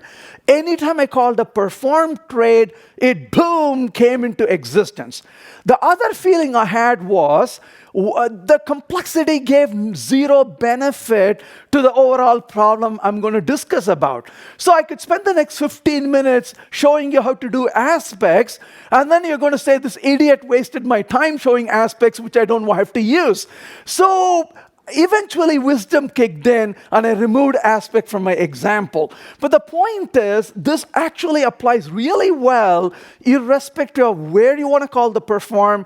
I kind of chickened out in this case and just called an audit function like an injected code here. But if you really have another hour to waste, you can bring in aspect J, put a point cut in there, and you can just call that function. So instead of calling that one line of code, you can write a library to do that job for you, which is fine as well. So I'm calling the audit before I call the perform in this particular case. So what do? in the audit function? Well, as you can see right now, there is no auditing at all. It does the processing of the buy, does the processing of the sell, but your business analyst says, dude, you got to do the audit. I'm going to come and check this, so be ready for it. So how do I really do the audit? So here's the audit function, and we want to audit the buy, and we want to audit the sell. So how do we actually accomplish that? So to accomplish that, as we know, we have a different code for auditing the buy and a different code for auditing the sell. I'm thinking, how do I implement those different code and also be extensible for newer types of trade that could get added? Well, if the trade gave me an audit function, life would be very easy. However, as you fully know, trade cannot implement the audit function. Why not? It's a third-party code. They don't know anything about auditing. It's our requirement that when we perform a trade, we got to do auditing. You cannot expect them to provide audit. Well, you could try to bribe them and say, here is some cash, can you provide an audit method? The problem is, even if they take your money, they won't do a good job because your requirements keeps changing. And the third party cannot keep up with your changes. That's not going to work really well. And the third party needs to support other clients as well. We're not the only users of that code also. So we cannot really add anything to the third party. So you have a trade, you have a sell, you have a buy. On that side, what do we really do is the question. So essentially what we have in here is something like this, right? So on our hand, on one side of this, we really have a trade, and the trade basically contains two classes, buy and a sell. I'm just going to write them here as the hierarchy that we have on our hand. So what are we going to do now? We're going to create a trade auditor for our purpose. So what is a trade auditor going to do? So here I'm going to say a trade auditor, and we'll say trade auditor is equal to, and we will come up with a trade auditor shortly. And then we'll say trade auditor.audit and pass the trade to it. So that way, depending on the type of trade we do, we'll perform different audits. You're looking at this code and you're saying, but what is it really doing? I know a lot of us have this liking to design patterns, right? So this is a pattern as well. This pattern is called kick the can down the street pattern. So basically, you didn't do any work. You just gave it to this other function, right? You didn't solve much problem right now. So you're just kicking the can down the street. That one will do the job I was supposed to do, right? So nothing really exciting happened just yet. But then you say, why do you kick the can? Can't you do it right here? Well, we want a little bit of dynamic behavior, extensibility, polymorphism. That's what we are aiming for. Okay, so we'll create the trade auditor, and the trade auditor is an interface, as you can imagine, and the interface is going to sit under, well, we'll put that under orders, maybe in this particular case, so we'll create it right there. So orders trade auditor. Within that, we're going to create an audit function, and the audit is simply saying, I'll take a trade and I'll perform the audit. Nothing really exciting, right? Great. Now the question is, how do we perform the actual trade audit itself? Well, we need a bit more in here. Well, first of all, we'll evolve this code. So I have a buy auditor. So buy auditor is an implementation of the trade auditor. So here is the trade auditor. We'll just take the trade auditor. It's an interface. We'll say it's a buy auditor. So what did we just do? We're creating an implementation right in there. that says I'm going to be having a by auditor which is in parallel to the by. So this case, the by auditor is going to be this class here. And what does a by auditor do? It implements the audit function. Well, unfortunately though, as you can imagine, if I were to say import trade in this particular case, and I'm going to bring in the by here as you could imagine, I want to change this to a by and say this is a by. However, notice we got a compilation error. What's going on? Well, as you know, if the base class or the interface trade auditor is accepting a trade for the audit, the signature has to correspond to that. You cannot just say buy over here. So this has to be a trade, unfortunately. Well, if it's a trade, we cannot deal with a trade that we are not ready to deal with. So what are we going to do? If trade is an instance of buy, and we can use the pattern matching with instance of, and we can say if it is, otherwise, else, what are we going to do? We can say throw new runtime exception, invalid trade, expecting a buy, right? So I'm expecting a buy. You gave me something that is not a buy, and I can throw that exception. Otherwise, what are we going to do? If we can say, and we'll keep it really simple here, for the sake of this exercise, buy.quantity is greater than 5,000. We will simply say output auditing, let's say, buy, for large quantity.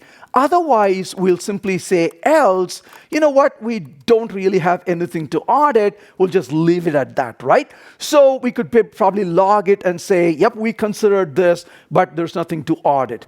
So that's our code so far that we implemented. Now, obviously, this is not done yet. We'll come back to this in just a few minutes and work through it.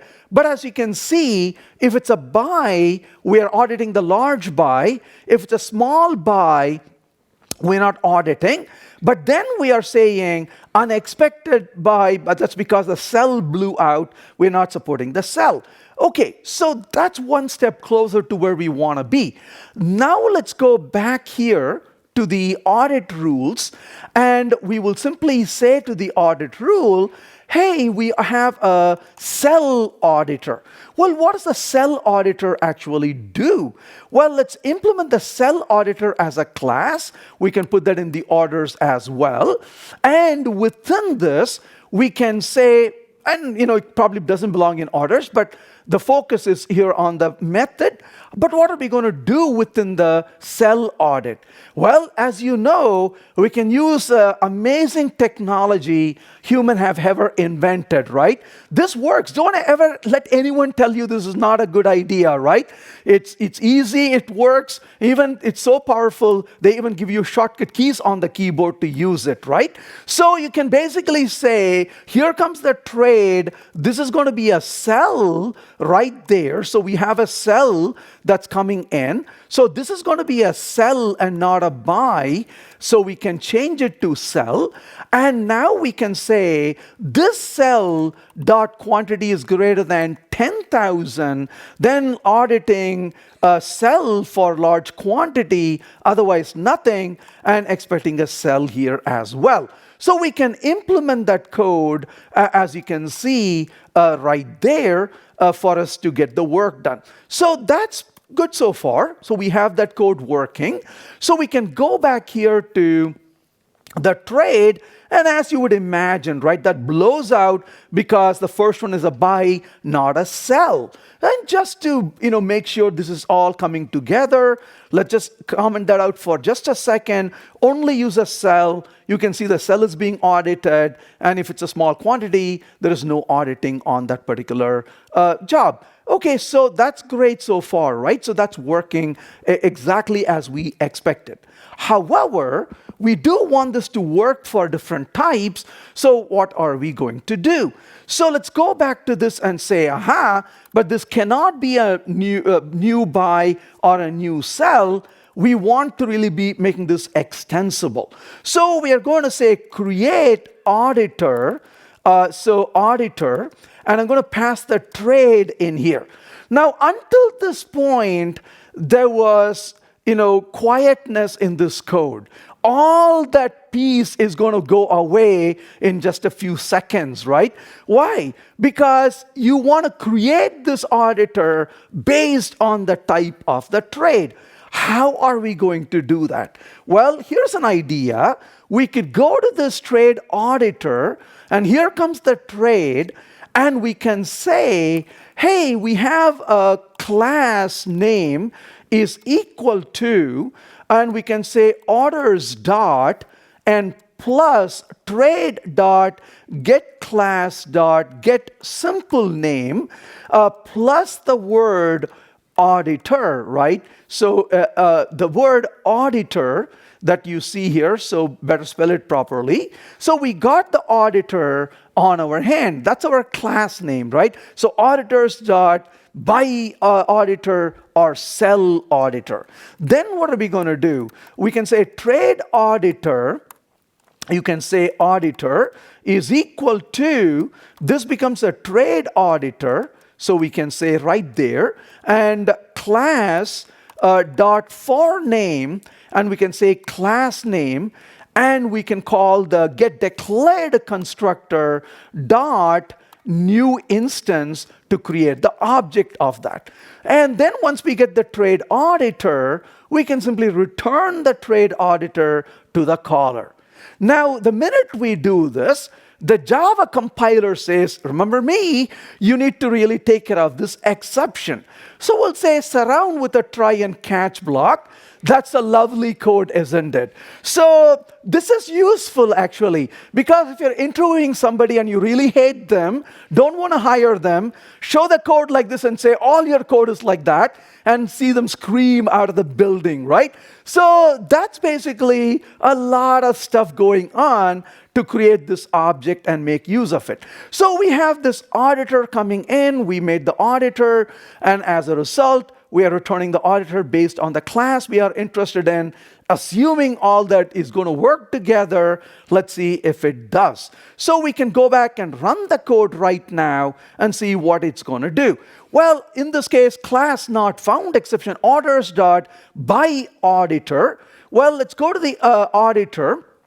Orders is the name of the package, cell auditor, and then the other one is called the by auditor, right? So let's look at the by auditor, which is sitting right there. That should be the by auditor coming in as well.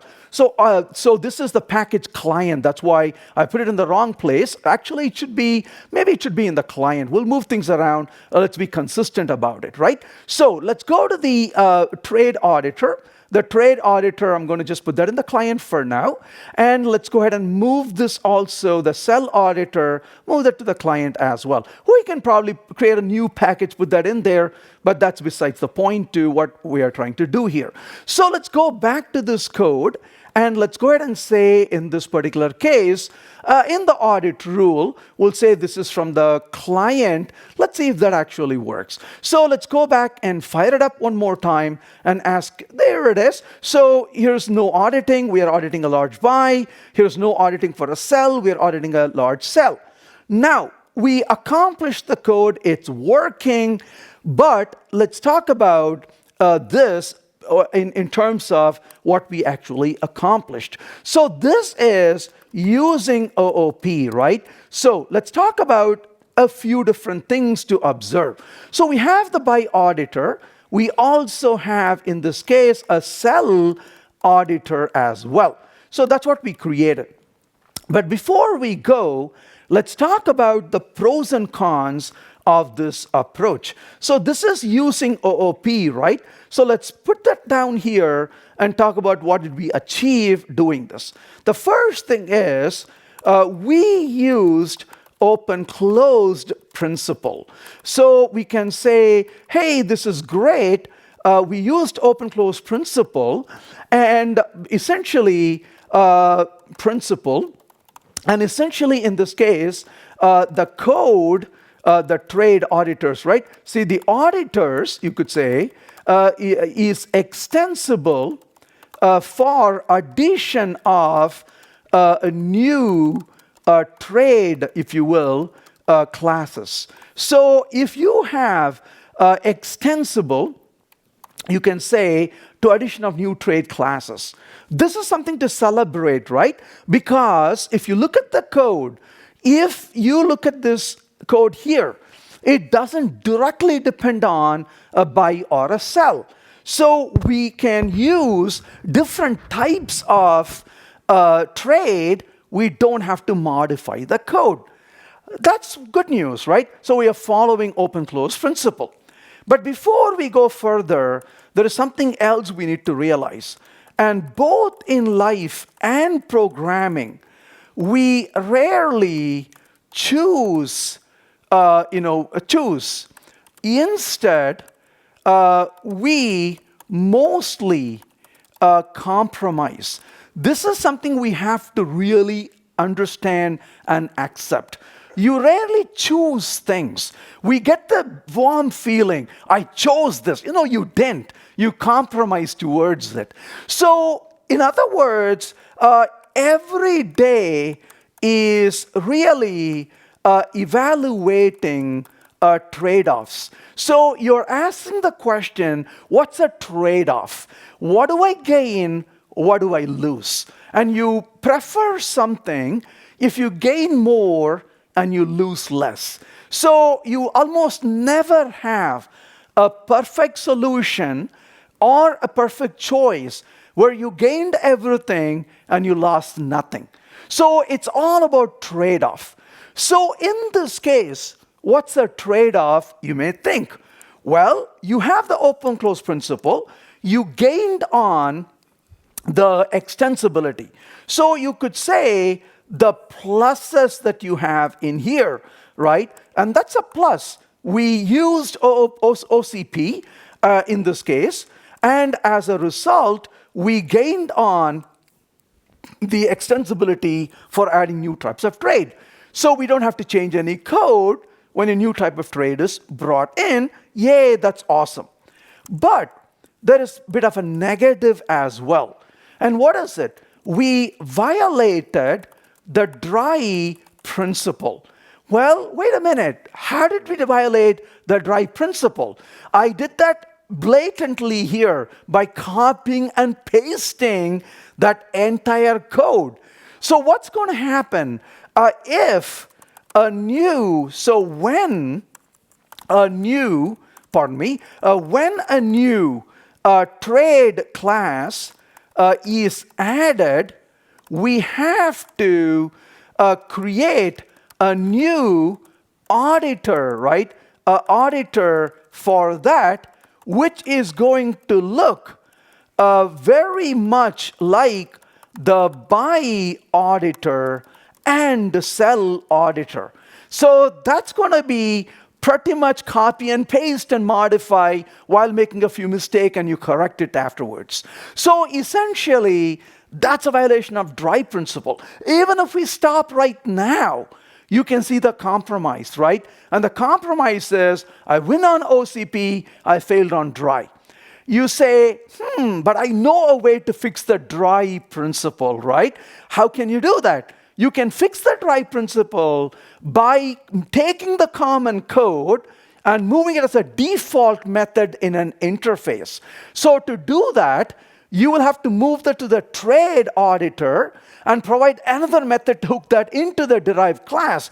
And that says, hey, when you come in here, I will take care of the code only for the buy, but if it's not the right type, that code for exception can be in the base type. So yeah, you could try to really work through, and even if you do that, you still have some duplication. The boilerplate code for the class and the code for the function, you cannot completely get rid of the dry in this particular case. So there'll be still a little thing that sticks to your fingers, right? It's like, gosh, that's still sticky. I can't get rid of the last bit. That's just the nature of the approach here. But when you look at this code, what do you think you're doing? Well, we are using a factory of some sort, right? So you could say, hey, this is really cool.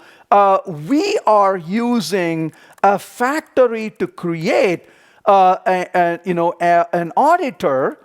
You could say an auditor for the given trade. Now, very carefully, I did not put a plus or a minus because the jury is still out in my mind. Is it a feature or a flaw? That is something you're not really sure, right? So do you celebrate using the factory or do you cry about having to do it? And especially when you look at that code, it doesn't look like a big celebration, right? So that was an extra layer of code we had to write. But then you can say, the code is quite complex. Now, here is the beauty. One of the things I've learned over time is this. We celebrate, if you will, complex code by giving it a design pattern name. That's the lovely part, right? You're looking at a monstrous code and somebody is beaming with pride. Oh, that's a visitor pattern. How many times did you ever use a visitor pattern and actually went home smiling, right? It is such a complex piece of code, and almost every opportunity I've gotten to use a visitor pattern, I was able to refactor the code and make it really simple, didn't have to deal with the monstrosity of the code. So generally, when somebody puts a pattern name, I these days say it's a sign of complexity, not a sign of better quality code. And I often say when a language is, this is the key, right? So when a language, so you could say language is powerful, we use features instead of design patterns. So essentially, if a language is really powerful, you don't celebrate design patterns. It's just a feature in the language. The design patterns often come in to compensate for the lack of power in a language. But when the language becomes more powerful, here's an example. You could have used a strategy pattern in the past. How do you implement a strategy pattern? You create an interface, you create a bunch of classes, and you forgot why you started doing it in the first place. That was strategy pattern. Now you can simply use a lambda expression and implement your code. You don't have to spend the time even thinking about strategy. It becomes a natural feature in your language. So it's kind of like, do you ever say, I'm using a design pattern called polymorphism, right? Polymorphism is the basic feature of OOP. It's not a design pattern. So patterns exist when there is less power to the languages. If the language becomes more powerful, we need less of that. So when you look at this code, that's enormous complexity, and the best we can do is to give it a design pattern and celebrate it, because that makes us feel better, right? And so the point really here is that's quite an amount of complex code in front of us. And it is hard to explain. Your business analyst comes to you and says, can you tell me how this auditing is implemented? Your answer is, that's what I'm trying to figure out, you shut up, right? Because you are vexed by this code because you didn't write it. Somebody else left it and the dude quit. And you have to understand this code. And you're trying to really trace through this and find where all this code is implemented. That's a problem. Hard to explain, hard to reason about as well. So yes, it's got benefits, but it's got complexity baked into it. Besides that, when a new type of trade is added, you do not get any compilation errors if you do not write a new auditor. So I'm going to say something that I truly believe in. I would rather, right, this is my philosophy, and I hope that you agree with that too. My philosophy is this: I would rather get a compilation error than a Jira ticket, right? So this is just my philosophy in life, right? And, how many of you love getting more tickets, right? And I finally understood we all do TDD. It's called ticket-driven development, right? And that kind of sucks, right? So I don't want to get a ticket. I get ticket when I drive recklessly on the street, right? And that's how I feel when I get a ticket. I would rather get a compilation error than a Jira ticket. So essentially, this code doesn't tell you, hey, you're not handling this new type of a trade. You're going to eventually get a report, a ticket, and you have to handle it. So it would be nice if you get a compilation error to know, hey, you're not handling this, better fix it. So those are the negatives so far. Maybe you can dig up more negatives and more positives than I was able to. So it's a trade-off. In this case, my opinion is the trade-off is rather shifted where you get some benefit but a lot of disadvantages. But where would you want to use this? So I want to say this had benefits. Let me tell you what I mean by this had benefits. Well, when I started programming a few decades ago, I'm sorry to say this, but we did not have IDEs. Seriously, we had no IDEs. And my very first IDE came about 15 years after I started writing code. I know young developers would look at me like, how did you deal with the dinosaurs in the meantime, right? Because there was a time when we didn't have IDEs. I remember using Visual Studio. I'm not talking about VS Code, right? VS Code is bad. This was worse than that. So Visual Studio was a monstrous IDE back in time. My first Java IDE was Visual Cafe. I just get jitters even. Yeah, thumbs up, no, thumbs down. So, yeah, okay, thumbs up. For the time, it was great. Absolutely, right? But I would not even wish my enemy to do any of that today, right? But today we have beautiful modern IDEs. You can just gently right-click on a button, and you can say refactor, and everything is done for you. Can you imagine even having that facility 35, 40 years ago? So I used to work on a very large-scale C++ application. We literally had 3,000 classes. Now imagine having to work with 3,000 classes when you had no IDEs. But this is even worse. It was in C++. So you didn't have 3,000 files. You had 6,000 files because you have a header and a CPP file, because C++ wants to hurt you twice. So we had to maintain those 6,000 files, if you will. So if you had to make a change, you have to do a grep to find out what files get affected. Then you open every file, and you got to change the content in those files. Now, that was very expensive change. Now, fast forward 40 years later, you have these fancy IDEs, you right-click on it, and you say refactor, and before you can blink your eyes, it makes changes to the code. You have this beautiful IDE. You can right-click and say, tell me where this is used, and gives you a list of places a function is being used. Now, the question is, are we living in the same world 40 years later? I'm going to give you a very gross example. And if you don't like gross examples, close your ears, because it's going to be really, really gross. I love gross examples because we never forget them. So, would you ever consider reusing a Q-tip? I know that's gross.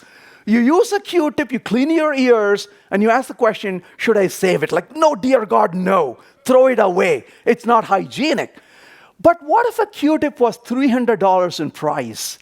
You're going to rethink about it, right? You're going to ask the question, how do I reuse a Q-tip? What are the cleaning methods? The point is, when a change is expensive, you want to come up with ways to control the cost of the change. If the change is relatively cheap, why are we working so hard when the cost is so little? That's something I want you to think about. So the question you want to ask is not what design can you create, but to ask the question, what's the cost of change? The cost of change was very high 30, 40 years ago. Cost of those kinds of changes are relatively small these days. And I'm not saying that all changes cost less, but we have to really ask the question, is this type of change really expensive? So let's go back to this code and rethink about what we are doing. So we talked about the pros and cons of that. Let's get back to this for a minute, and let's pretend we did not have to do that at all. So let's go ahead and comment out all that code and see what we can do instead. So let's go over here, and here is our audit function. So in the audit function, I'm going to simply, and again, not just this code that's commented out. Behind the scenes, we have a trade auditor, a sell auditor, a buy auditor, and any number of other auditors. Imagine those are gone as well. So what are we going to do here? I am going to say string, well, in this case, we'll say audit, let's say info, is equal to, again, a very simple example here, switch on the trade, and I'm going to say right here is default. We'll bring in a default, and what do we do here? We'll say invalid, let's say invalid trade, unexpected, right? Unexpected, we'll say expected type. So essentially, just entertain the thought for just a little bit, right? Unexpected type. Just we'll come back and deal with that a little bit more, not too far from now. So then I'm going to say, here is a case. This is going to be a buy, and this is going to do an auditing for the buy. So what are we going to do for the auditing for the buy? Well, in general, I don't have much to audit for a buy. You could put a little log for it, message for it. Let's do that right now. Similarly, I'm going to say here comes a audit for a sell. So we'll say here is a sell, and I don't have much to do for a sell either. So we have a buy and a sell that's sticking here into this. But on the other hand, we can do a little bit, we saw this a few minutes ago, right? You can do a guarded pattern. So you can say a case buy, where the buy is going to be in this particular case. We will say buy when buy.quantity is greater than 5,000. What do we want to do? We'll say auditing large, let's say auditing large buy. So we could provide that like so. Similarly, we could create one for sell, right? We could say here is a sell, and when a sell quantity is greater than 10,000, auditing large sell, and we could write that too. So now we can go back, fire this up, and see what it does. And you can see in this particular case, performing this. And of course, we can then say, once we got that, we could output, in this case, the audit info, which is the execution of that particular auditing commands, if you were to write it that way. And you can see the code is doing the job. But what did we achieve by going this particular route? Well, again, keep in mind, right? Life is full of trade-off. So this is using pattern matching. So what did we do? And this is where you can say this is using data-oriented programming instead of using object-oriented programming. So what does data-oriented programming really provide for us? Well, first of all, you're predominantly dealing with data more than abstraction in this particular case. And we are interested in doing different things for different types of data. So what are we going to do to achieve that? Well, first of all, what are the positives and the negatives? Well, here's the positive. Here's the negative we can write. The first is the code, right? The code, we are not violating dry. So we don't have much of a duplication in the code, right? So what did we do? You basically came in here and said, hey, if it's a buy, do this. If it's a sell, do this. And if it's not a type you recognize, default out. So there was not a whole lot. However, we can say we are violating open-close principle. How so? If I have a new type being added, I do have to modify that existing code. So I have to open this code. It's not as simple as writing a new class and being done with it. That new class is not going to get pulled in automatically. But here you have to physically come in here and you have to add a new case. So that's a violation of the open-closed principle, right? So you're violating open-closed principle. So that's a negative. But going back to this, there is another positive you can think about. And that is the code is quite simple and easy to read and understand. So you could say, but wait a minute, what if the auditing requires a lot of code for you to do? Oh, no worries. You can just call that code in here rather than putting all that code right there. We know already how to compose complexities into functions. So you can write a separate function, just call it from here. So you don't have to really do all the work in this case. So you can move that to a separate function. So it becomes quite easy to understand, quite simple, and easy to understand as well. So that is another benefit you are getting. So you can see the alternate here, and almost the opposite, right? The first was it honored OCP, violated dry. Now we are the opposite. We are violating dry, but we are honoring dry, but violating OCP. But having said that, we did not, right? So another plus, we did not need a factory. So we didn't have to really sit there and create a factory. The code, you could say, right? Code, you could say, is quite simple. We got that benefit as well. And it's easy to understand, easy to explain. That is another benefit. But one other negative just now is when a new trade is added, we still get a Jira ticket, right? Unfortunately, that's still the problem because it's not going to tell you you're not handling it. So as a result, it's going to say invalid trade, and you got to go back and handle it. But we'll get to that in just a few minutes. So that's basically where we are. And if we leave it right now to what we have, I would argue we still have some benefits. And that is, the code is a lot less complex for what we want to do. So the question you really want to ask is the following.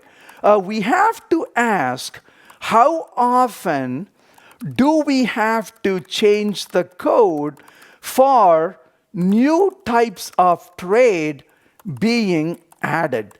So there is another benefit we should really think about, which is a negative on this side. So what is a negative on this particular side? And that is, you could say in this case, we created a parallel, right? A parallel hierarchy of classes. This is the sign of the smell I would say we should look out for. So what we did was we created this parallel hierarchy, as you can see. So for every interface and class here, we have an interface and class here. But why did we create this parallel hierarchy?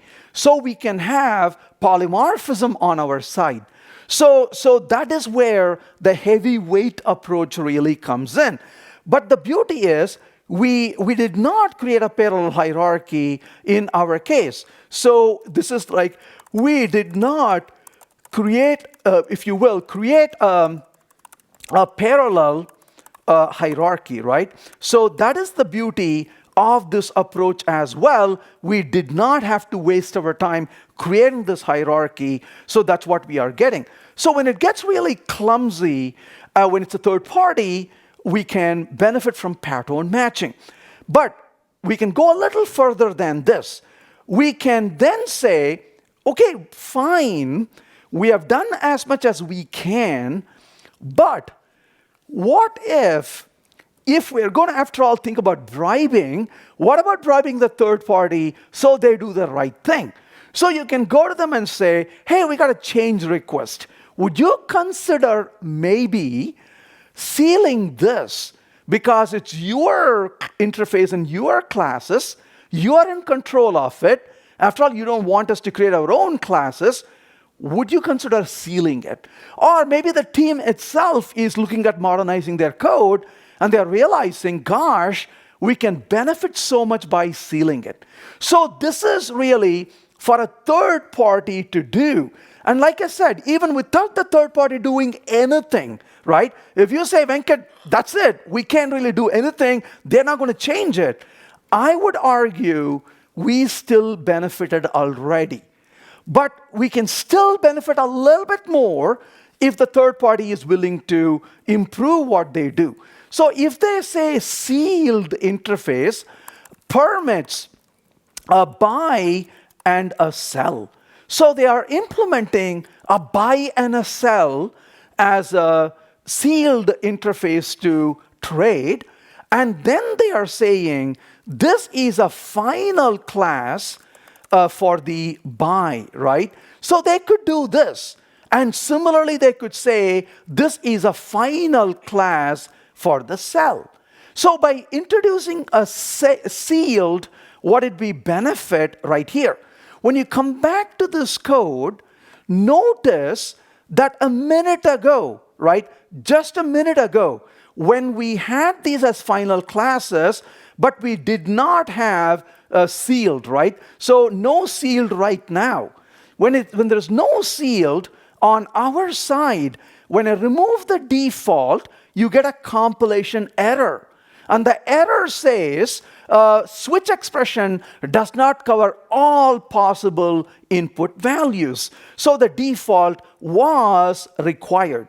Now, the third party decided they're going to make it a sealed, right? Which is good, right? That's awesome. Thank you for doing that. Now I come back and remove the default. Notice there is no error. So in this case, the question you want to ask is, yay, this is good news. If it is sealed, I don't have to write a default. The compiler is not asking me to write it. But the obvious question here is, even though the compiler doesn't ask me to write a default, should I write one? And that's a question you have to answer. Well, you might say, I do want to write a default. Why? Because I get paid by the number of lines of code I write. Okay, that would be a good reason, right? But the problem is, if a default is not required, and if you were to write it, what would you do in the default? You're going to do whatever that comes to your mind, because that situation technically doesn't exist. Because all the types are handled, then the default wouldn't be called upon. So you do whatever you want to do, and when a code changes, what's going to happen? Well, your code default is going to kick in for the type that just got added. Most likely that's not what implementation you want, because you need to consult with your business to find out what to do about this new type, and you had done something arbitrary. So that's not a good idea. Now, if you don't write a default, the compiler doesn't complain about it, but when a new type is added, your compiler will tell you the default doesn't exist, not all paths are covered. But there are a couple of scenarios we need to understand. So let's talk about two different scenarios to understand it. So let's say you have a client code. And a client code calls into, let's say, your code. And your code is using third-party code. So there are two scenarios we need to really understand. The first scenario, in both scenarios, right? So the both scenarios, third party changes code to add a new type for the sealed hierarchy. So, for example, they decided over here, so they decided in this particular case, and to say, hey, you know what, we have this trade, but we decided to add a new type of trade, right? That's a change they're making. So the scenario is client, if you'd say, right? Client code has changed to use the new type from the third party. So this is the scenario we want to work with. So the one on the right side changed, the one on the left side changed, the middle one is the question. Your code is using a pattern matching, what's going to happen? So you compiled, so you compile your code and get a compilation error due to missing default and not handling the newly introduced type. This is the ideal situation, right? So you compile your code, boom, you get a compilation error because the third party has a new type, and you get a compilation error saying you're not handling it. Great. But a sad situation where you use the new version of the third party, but you do not compile, in this case, your code. So you're saying, I don't need to compile my code. I'm just throwing in this new binary and I'm going to use it. Well, the answer really comes to this. When a new binary is given to you, do you test it or do you ship it? If you say, oh, we don't do any testing, we just ship things, good luck. You don't need to be in this room, you got enough issues to deal with already. But the point is, you're going to run your test cases. You don't have to recompile your code, but you run your test cases. But when you run your test cases, what's going to happen is the question. So when you look at this code, you have a switch, and the switch has a buy and a sell, but it doesn't have a default, as you can see. So let's go over to this just to see how that's going to look like, right? So let's go over to the sample here, and let's go to the out directory all the way down. This is going to be in our order, let's see, in the client.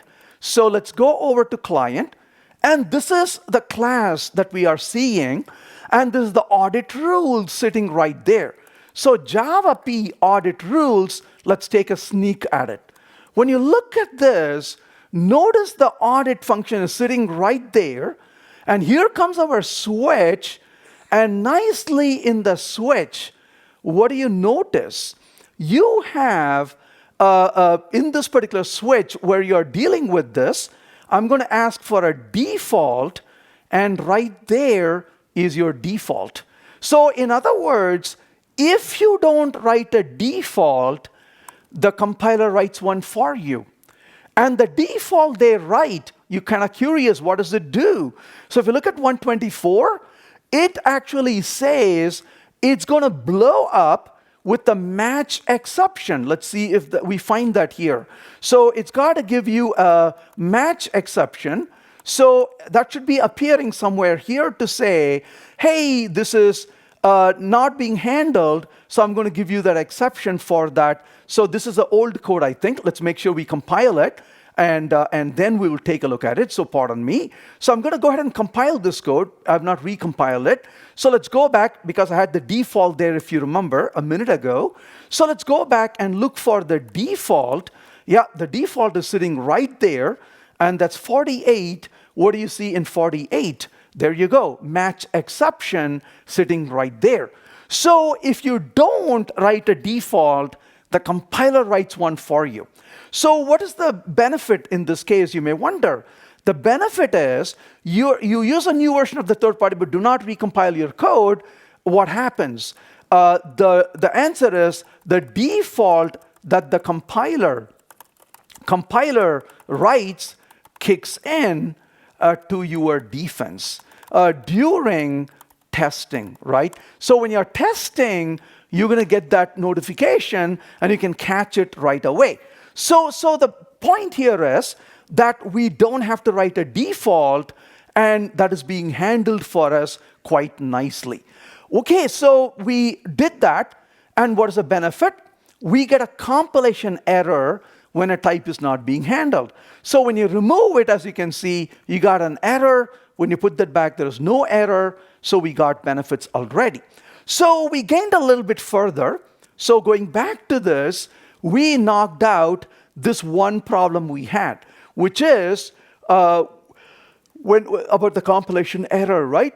So here, so that's gone. You're not going to get the compilation error in this particular case because you're going to get the error from the compiler. Sorry, you're going to get the compilation error because you don't have to write a default. So that's still good, right? So we gained a little bit more on this one. Having said that, if you go back to the third party, if the third party says, hey, we just figured out a final class is a record, and after all, we could have used a string ticker and an int quantity, then we don't need all this extra code, but we can still have perform.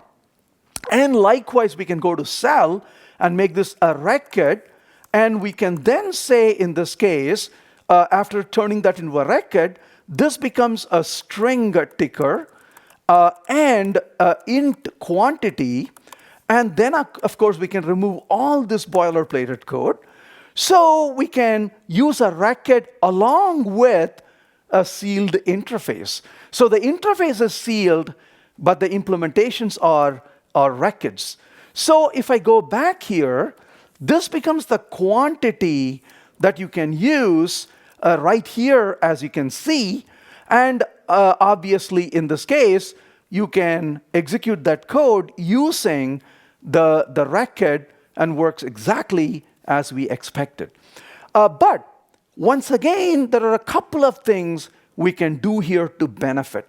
And that is, if you look at this buy and sell, we are getting the buy, but you're looking at the quantity within the buy. And you're like, gosh, if all I care about is the quantity for auditing purpose, maybe I don't care about anything else. Can I minimize the code I'm writing? This is where you can use this idea of destructuring. So what is destructuring? Let's take a detour and we'll come back and talk more about this. So construction, or you can say structuring, is taking values, variables, values, and creating an object. The opposite of it is deconstruction or destructuring. So deconstruction or destructuring, you can say structuring, pardon me, destructuring is taking an object and extracting values out of it, right? So essentially, you want to pull values out of it. This takes a little bit of getting used to. So let's talk about this. You call a function func, and you're passing A and B. So in this example, you can say, looking at this particular code, A and B are passed into this function as parameters. So this is obvious to us, right? We're all used to it. We have done this so many times. So if I said int A is equal to 4, double B equal to 5.5, and then call func, it's very obvious. But we're going to do this a little differently in the case of destructuring. we're going to say some kind of a destructuring, some notation here we're going to use. So if I were to say by or stuff, let's say, to take an example, variable, let's say int c and double d. Now, this case, we are defining, in this case, a new variable, let's say c and d, so new variables, right? C and d, and extracting data into C and D from stuff. So in other words, the direction of data flow is the opposite. So it takes a bit of getting used to, right? Is opposite than a typical, you could say, right? A typical function call. So when you call a function, the data is going into the function. Here, the data is coming out of the function. So C and D are local, and you are extracting or deconstructing or destructuring the value of C and D. So when you look at the code, this is something we're not used to in Java. But the flow is in the opposite direction, and pulling the data out rather than the data going in, that's what you're basically doing here. So in this code, you can come back here and say, hey, I have a by, but I want to specify a string ticker and an int quantity, and I'm going to pull those two or destructure them, and thus I have a quantity on my hand. So that's basically destructuring the data. You don't have to refer to by anymore because you extracted the quantity, extracted the ticker. Similarly, you can go back here and say, when I get this cell, I want to say here's a ticker and here's a quantity. And you can then say, I don't need to put the prefix here anymore. I can just get the quantity and I can make use of it.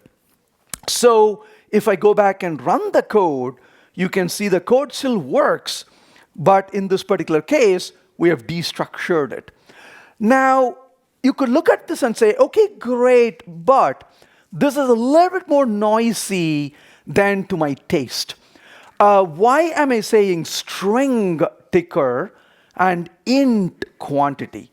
Well, because those are the types of those. Now, I want to be respectful here. It really depends on your comfort level.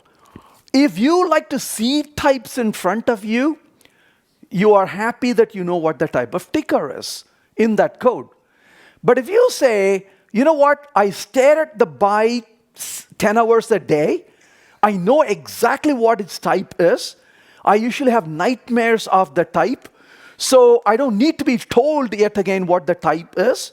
Then you can simply say var, and you can put a var here and here as well, like so. So in this case, you told the compiler, you know the type, infer it, I don't need to tell you what the type is. But in all fairness though, if you're doubtful what the type of ticker is, you can hover over it. And it says string ticker. You can hover over it. It says, in this case, okay, it doesn't want to say anything right now, but you can ask, there you go. And it says int quantity, right? So your IDE is going to show that to you if you ever need to know it, but you can still use a var and take a look at what it is. So that's fine, right? You don't have to say it. And then you say, but wait a second though, I really wanted quantity. I don't care about ticker. That beautiful word in English, right, which is called I don't care. It turns out there's an international symbol for I don't care. It's called underscore. So you can simply say, I don't care about ticker, and you can simply use the underscore right there. And similarly, I don't care about this ticker, I'm going to use an underscore. So just to be sure, I want to make sure the code is still working. We're not just dreaming here. And you can see that worked as well with no problem. So underscore is the international symbol for I don't care. And in this example, that underscore represents data you don't want to see. You're extracting quantity alone. And ticker again is underscore. You got the quantity. But the cool thing about underscore is you can use them repetitively in a code. For example, if we had 3 arguments in here, you could potentially use that for the second one as well, like so.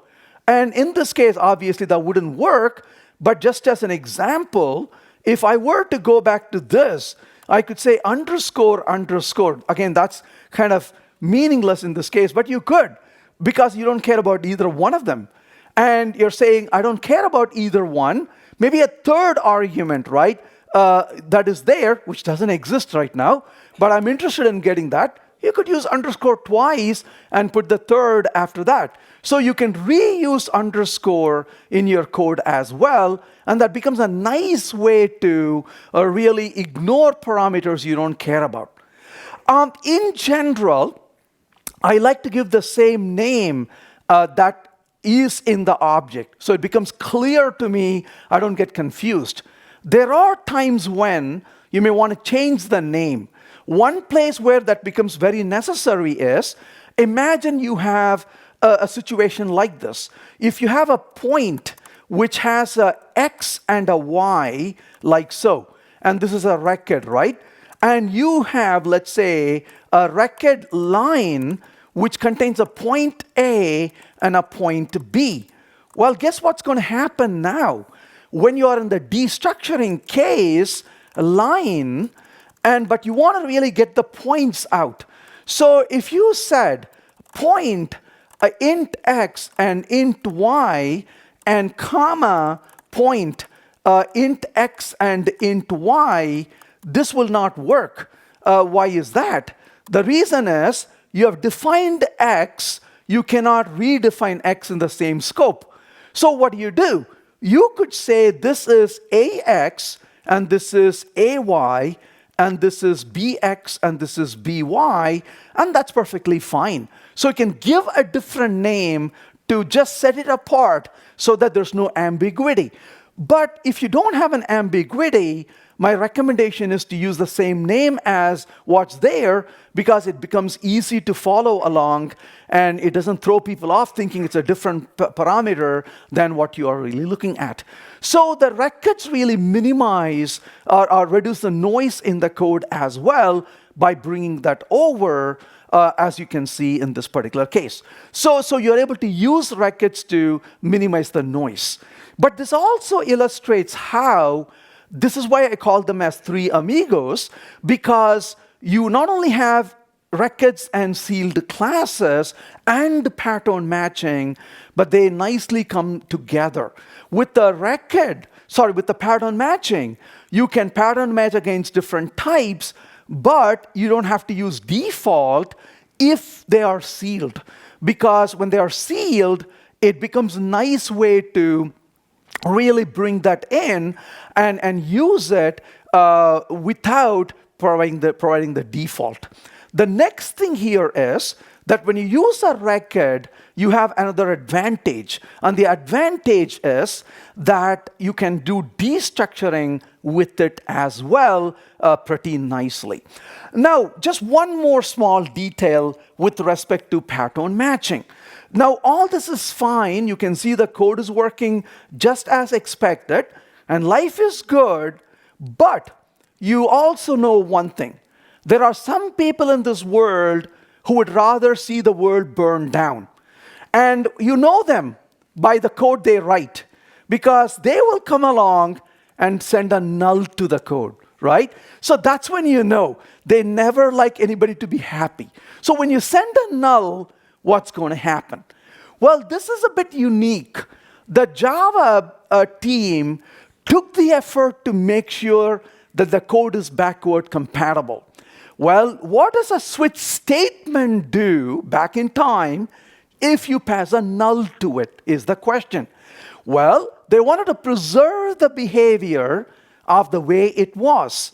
So it turns out the switch statements back in time, if it receives a null, will blow up with the null pointer exception. So they decided to keep it consistent for the sake of backward compatibility. So when you run this code, notice we have a null pointer exception right there.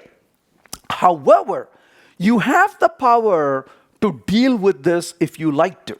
So you can say case null, because after all, there's the dude who wants to send null at you. What do? Well, you can now say you want to handle it, right?